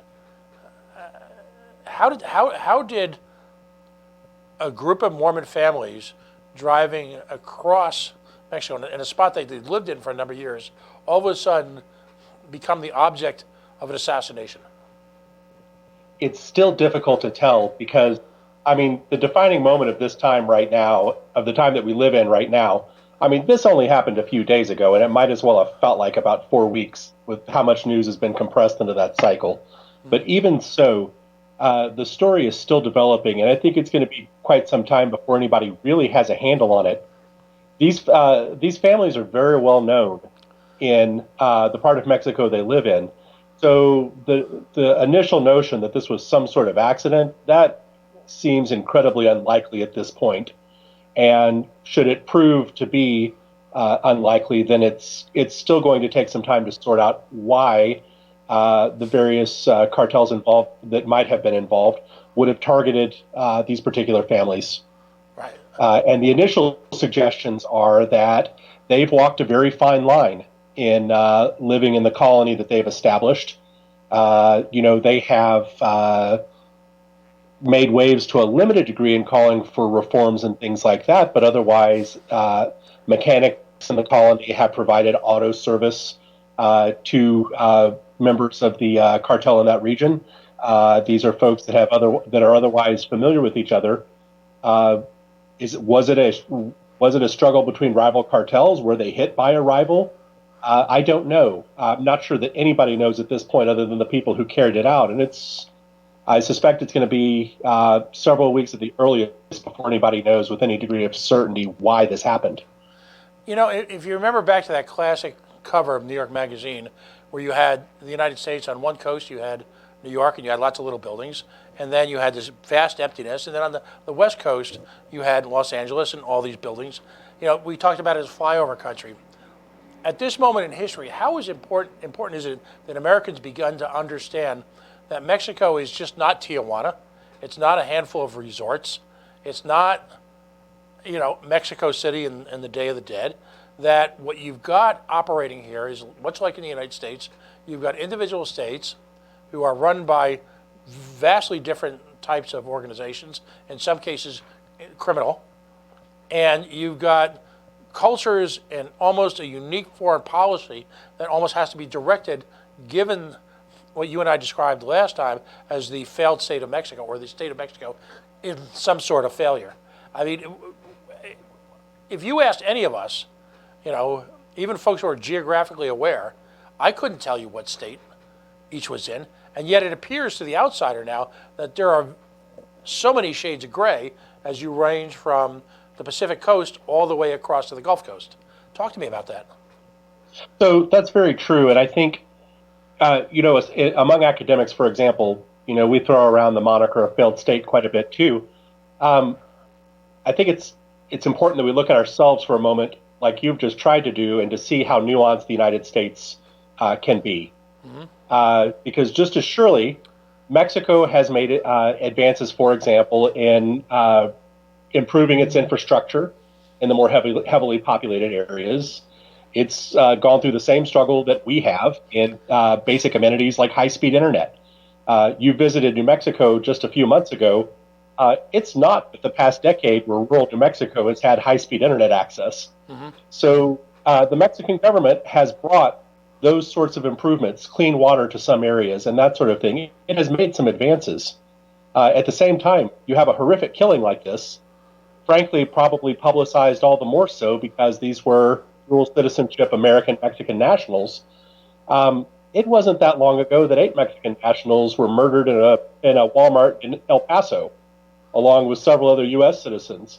So, you know, this sort of violence, again, it might be a product of our news cycle now. For some people, the attack in El Paso has faded pretty rapidly. For others, it's still right at the forefront as well. But Mexico has a complex relationship with its frontier also because, I mean, for Mexico, the North is just as much of a periphery for that nation as the border is for us. So I mean, again, this is where Americans, the great divide, the great emptiness. What state did this actually occur in, and what is the state of not the federal government in that place? Well, I should say, what is the state of the federal government in that place and in that region, and what is the state, if you will, of the state government in that region? So the various cartels operating, you're talking about an area that it's described as being close to the international border. It's closer to 80 miles into the interior of Mexico. The area that we're talking about is properly situated within Sonora, but the family was driving from the state of Chihuahua to the state of Sonora to their community. So to place those geographically for people who aren't as familiar, Chihuahua approximately borders the New Mexico, El Paso, West Texas area. Sonora approximately borders Arizona and parts of California. So essentially, if you imagine driving approximately from western New Mexico to eastern Arizona as the geographic range that we're talking about here. Obviously, the national government because the various cartels operating in the region have become so influential, the powers of the federal and the state governments have decreased correspondingly. But a lot of times what we see, and this is essentially what kicked off the most recent exacerbation in conflict in 2006, it wasn't that the cartels became more powerful, it's that the central government tried to exert control over the cartels and to rein them in, and the resulting bloodbath came from the initial successes that the federal government had made in that area. Interesting. So the very attempt at, quote unquote, what's loosely defined as reform, or in this case, a government reasserting itself over its federal territories, has essentially created a civil war between local drug interests and the federal government, attempting, perhaps at the bequest of Trump, to well, put a lockdown on the situation, for lack of a better term. Which would probably be the worst possible step that anybody could take at this point, because the increasing waves of violence that began in 2006, those essentially came from a renewed effort to bring the cartels under control. And the thought of the United States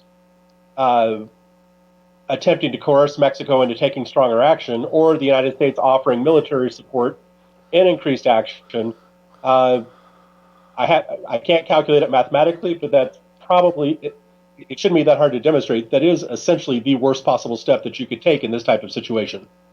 Right, and what we see, and I'm going to oversimplify this, but I'd love your reaction.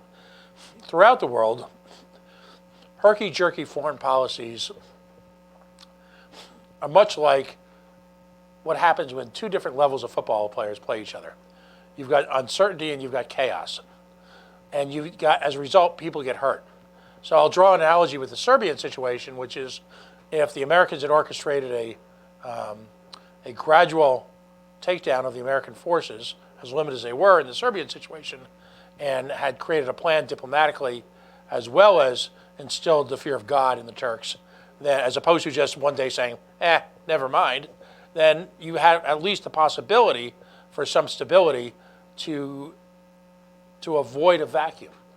What you've got here is you've got these random attempts at foreign policy interfering with an alternative market economy, and I'm not trying to make light of it, an alternative market economy that's in place, operating successfully in its own stilted way to the profit of some significant players who probably didn't appreciate, the sudden American interest in their backyard.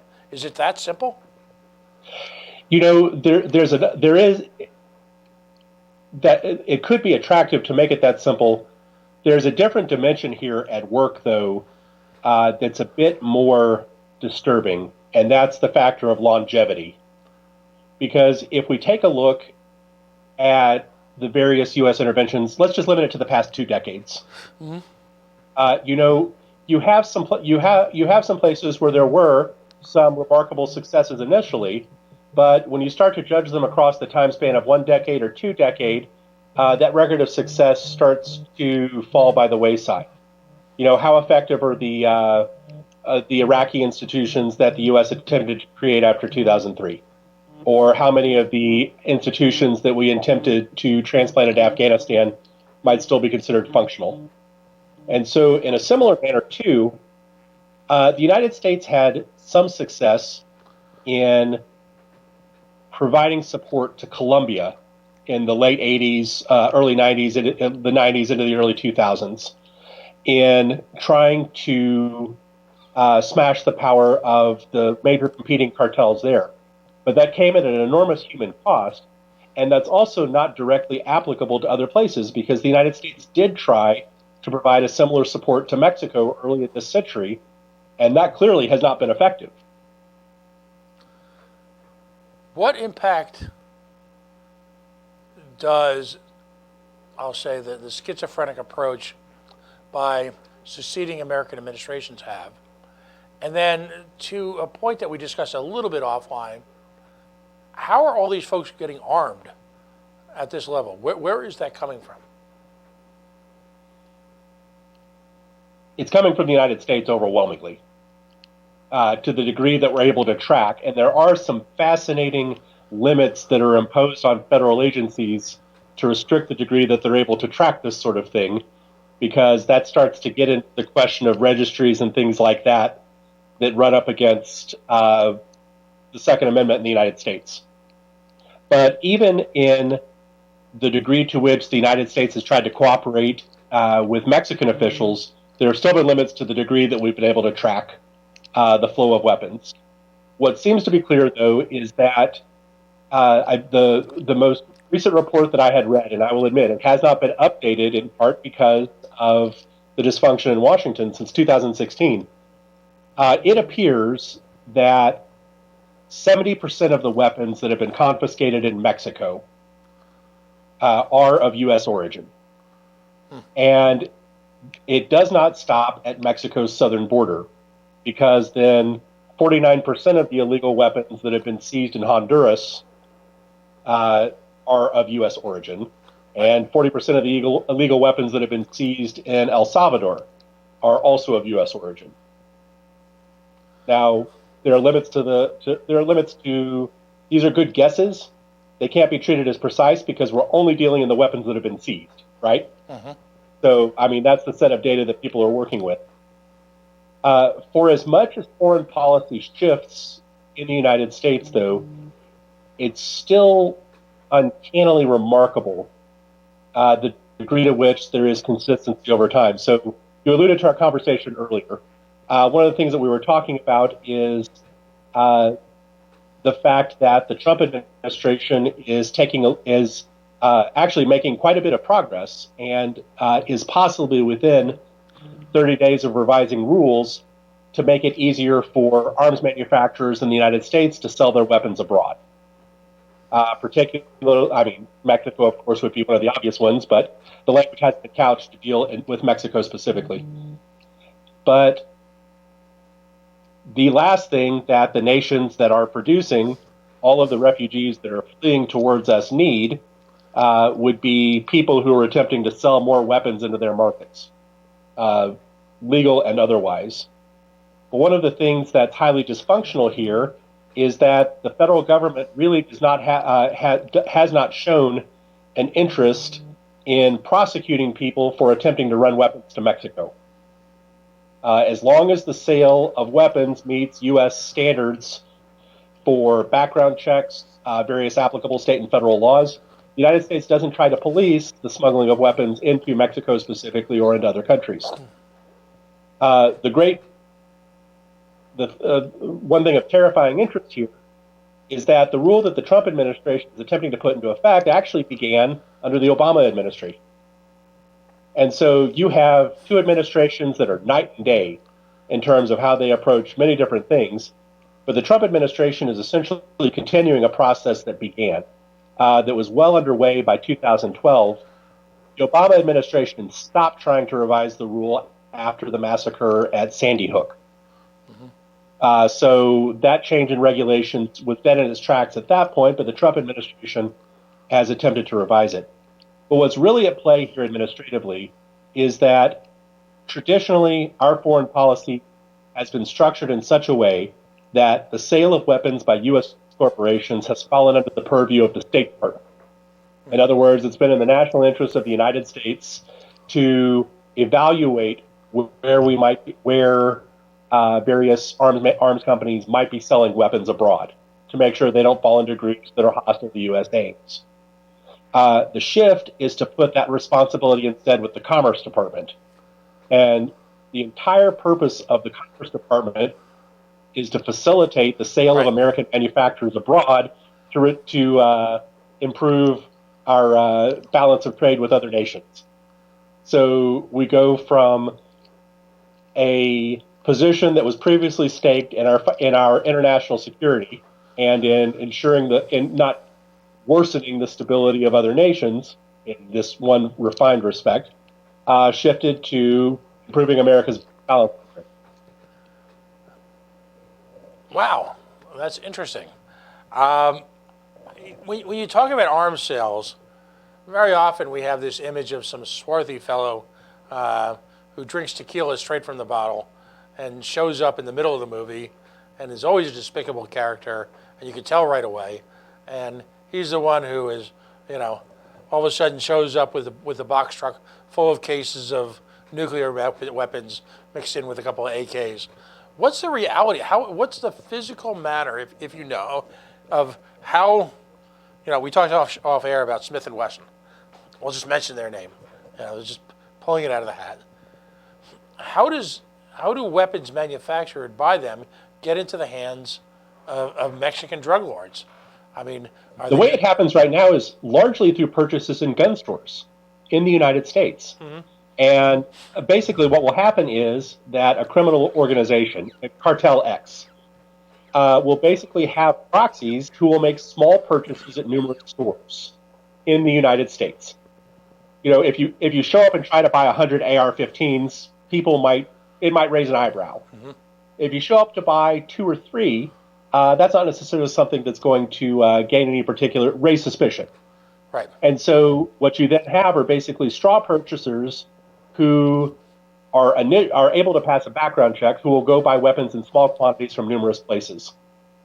One of the breakdowns in the U.S. system right now is that there are varying degrees to which we regulate the transfer from there.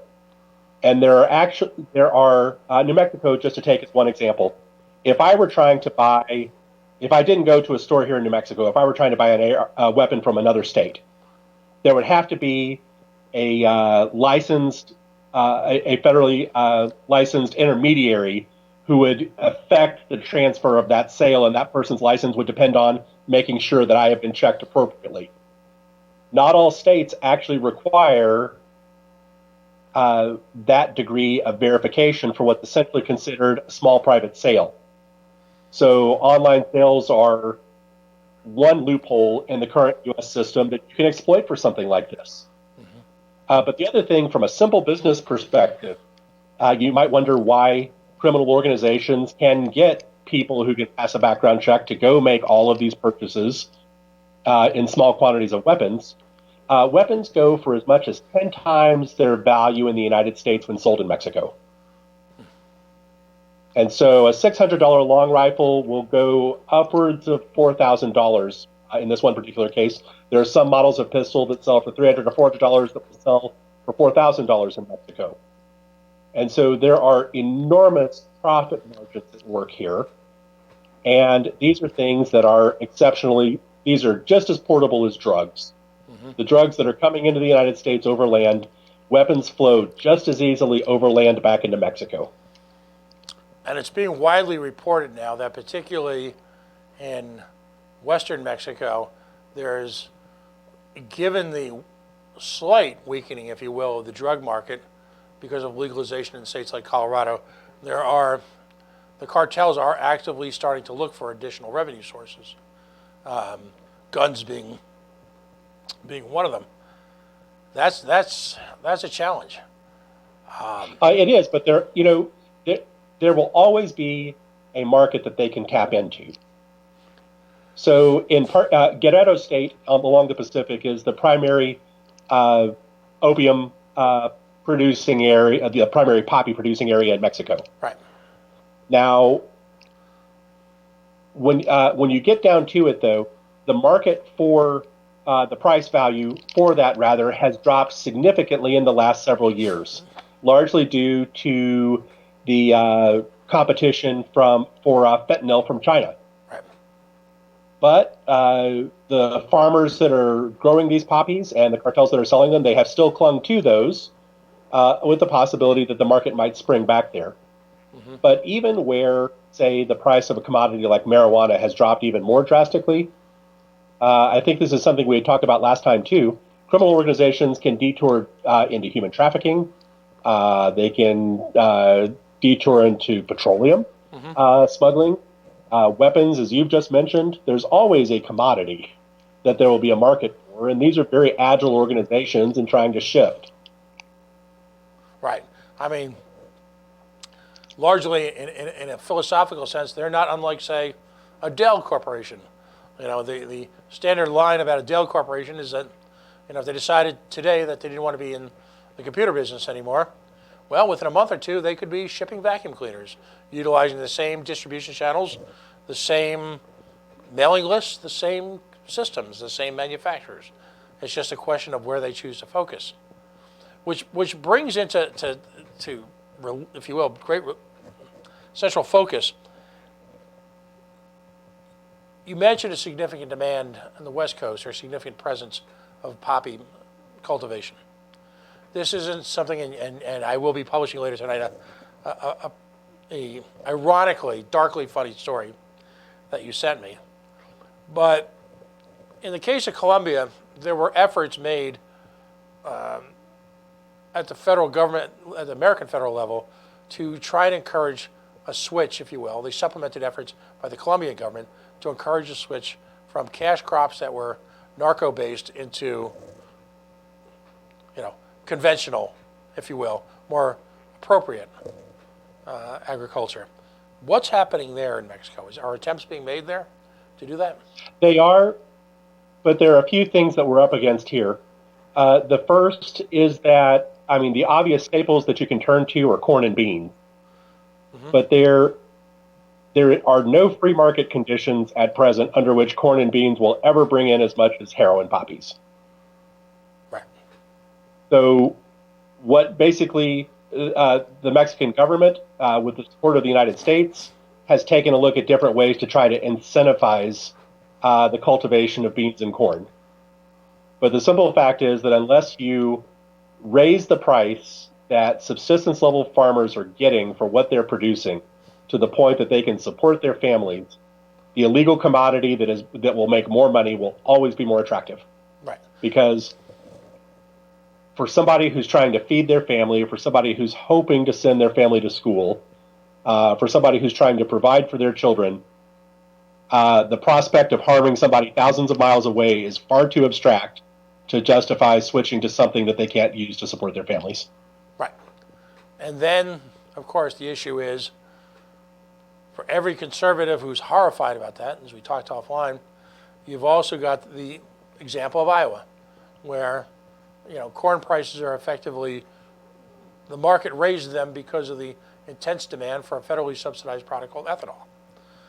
The trouble is, down in Mexico, what that accomplishes is literally raising the price for a certain selected part of the economy of staple food items, making them, particularly in a recessionary Mexico, almost impossible to afford by the rest of the economy. So it just strikes me here, as the devil is, that whichever part of the economy you decide to insert spoon and start stirring, the rule of, quite frankly, obvious consequences, not even unintended, takes place. In your opinion, would the legalization of the drug market in the United States have any impact on lowering prices on the narcotics business to the point where you would actually have a free market that would find a steady state between the availability of the demand quotient to afford rice and beans or whatever the farming community was producing? Is that possible, or am I just being pie in the sky Pollyannish? This is the thing about economics, right? Under ideal conditions, that could conceivably work. Another thing, I use the word terrifying enough. Another thing that keeps me awake at night, we talk about climate change in the United States as an abstraction in general until, Houston is flooded or until there's some major event, but it recedes pretty quickly. If we look at parts of Latin America, though, let's start with Central America. There is quite a bit of an immigration driver coming from the parts of Guatemala where it is simply too dry and the rain is too sporadic now to be able to grow corn. And so that is also a shift that is spreading beyond just that region. In Western Mexico, you have some areas with similar climate. And so let's suppose for a moment, I don't see how there would be the political will in the United States to legalize recreational use of heroin. Recreational use of marijuana, I actually think that the United States is approaching a tipping point where even if the federal government doesn't decide to take action, enough states will do so to essentially force that. But to get into some of the much more addictive drugs with the social consequences that go with them, I'm not convinced that there would be enough of a shift in the United States in the near future to lend them to being legalized for recreational use. Even if that happened, though, I think that there are longer-term changes environmentally that are beginning to affect various parts of Latin America that are going to make it difficult to cultivate some of these crops over the long term anyway. And corn might sound abstract because corn is something we can get from all over the world. But if you really want to hit Americans hard, take a look at coffee and how that's an increasingly difficult crop to cultivate under changing climate conditions in parts of the world. And here's the other challenge. Documentation has been growing that, for example, in the Middle East, climate change has served to draw people from agricultural economies in outlying parts of their countries into the cities without sufficient time to adapt job markets, and in such a way as to promote extremism. There are arguments to be made that both in Syria and Lebanon, extremism is a direct function of climate change because of the failure, if you will, of agrarian economies. Is that, in your mind, does that have real potential to take place in a somewhat first world market economy like Mexico? So it could conceivably take place, but to look at Guatemala, to go back to the dry area of Guatemala that I was talking about for a moment, in the West, there was the United States for a moment. I know that there are so many times that we look at what the United States has done wrong with its foreign policy, but the United States invested money in a pilot program with farmers in some of these areas where aid agencies were basically teaching farmers how to grow crops that would adapt to that drier climate, to adapt to the shortened growing season, to adapt to lower availability of water. And it was working, but it wasn't available widely enough, number one. Number two, the Trump administration has created a political reality where people who facilitate refugees fleeing the country and transporting them to the United States have basically been convincing potential migrants that their opportunity to enter the United States is going to disappear and they have to go now. So there's no point in waiting. And third, the Trump administration threatened to pull all aid from these countries. And so even though a lot of this aid hasn't disappeared because the funding is more complex than that, right? It's actually authorized by Congress. It's funded years in advance through the State Department, that sort of thing. When you hear that that aid is gone, even in the United States, most people who have heard that might actually believe that the aid physically stopped immediately. And that was not the case. But in a very volatile situation, you can control for those factors, except instead they were exacerbated by the push to tighten immigration in the United States. What's frustrating is, as someone like myself who is an armchair, I wouldn't even use the word expert, but I consider myself at least conversational in the issues at hand. And I'm having a conversation with someone who's a subject matter expert. What's frustrating is that the type of wargaming, ball gaming, strategy, conversations, do these no longer exist in Washington? I find it hard to believe that a nation as sophisticated as the United States can at least anticipate some of the societal changes that could happen as a result of these herky-jerky changes in political culture, laws, foreign policies, whatever. Does that not exist? Am I just naive to that? It does. The problem is that it's not respected in a good year, and this isn't a good year right now. And so what we're really talking about here, there are technocrats in the State Department, in the various federal agencies, the aid organizations, and intelligence organizations, and all of these arms of the federal government. There are people who have devoted their lives to studying these questions and who could embarrass me in a moment for how little I actually know. These are people who have a command of these issues and solutions and are ready to roll up their sleeves and have been doing that to do the work. These are the same folks who are vilified right now as the deep state. These are folks who are vilified as bureaucrats, as people who are just there to protect their own interests and that sort of thing. And so we have that intellectual capital. It's not being put to use the way it could be right now. And to some degree, it's being harmed directly by hiring freezes, by agency cuts, and that sort of thing. Am I overstating it, that particularly given the restrictions that are either in place or attempting to be put in place on foreign academics, that we've got a brain drain going on relative to what we do. Is that a fair We statement? absolutely.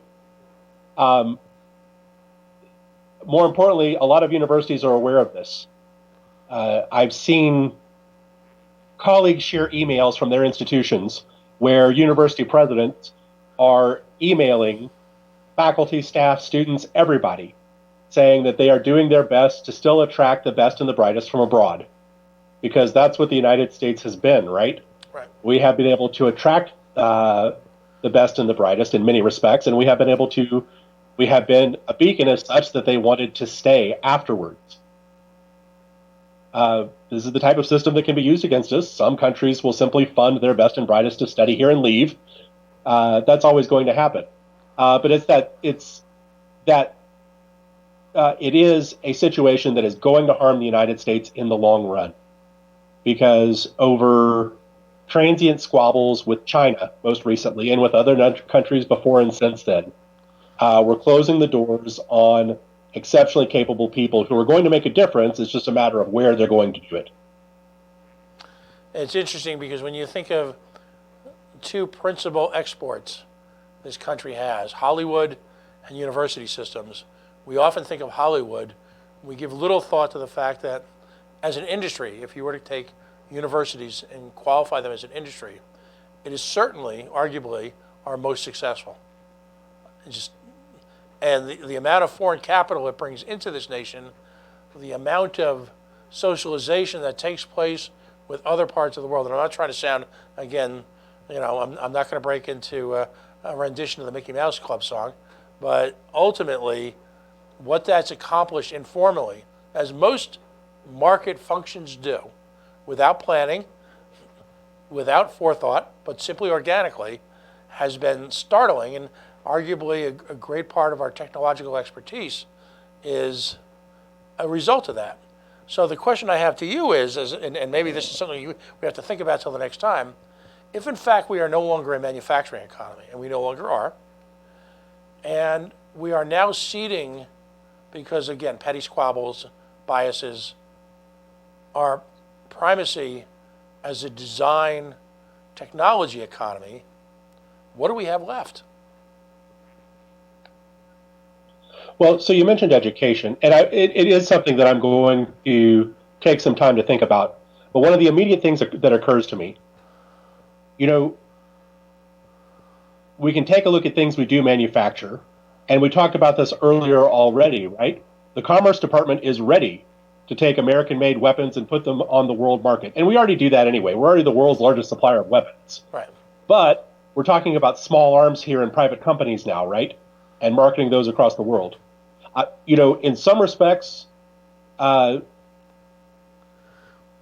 probably not what the United States should be remembered for, is not really asking who we were putting small arms into the hands of, because there was money to be made.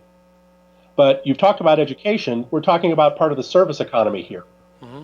And it's always perplexed me because in public institutions, whether it's their governing boards or the state governments that they're accountable for, these folks get nervous when they hear that a university in New Mexico is pulling students from Washington.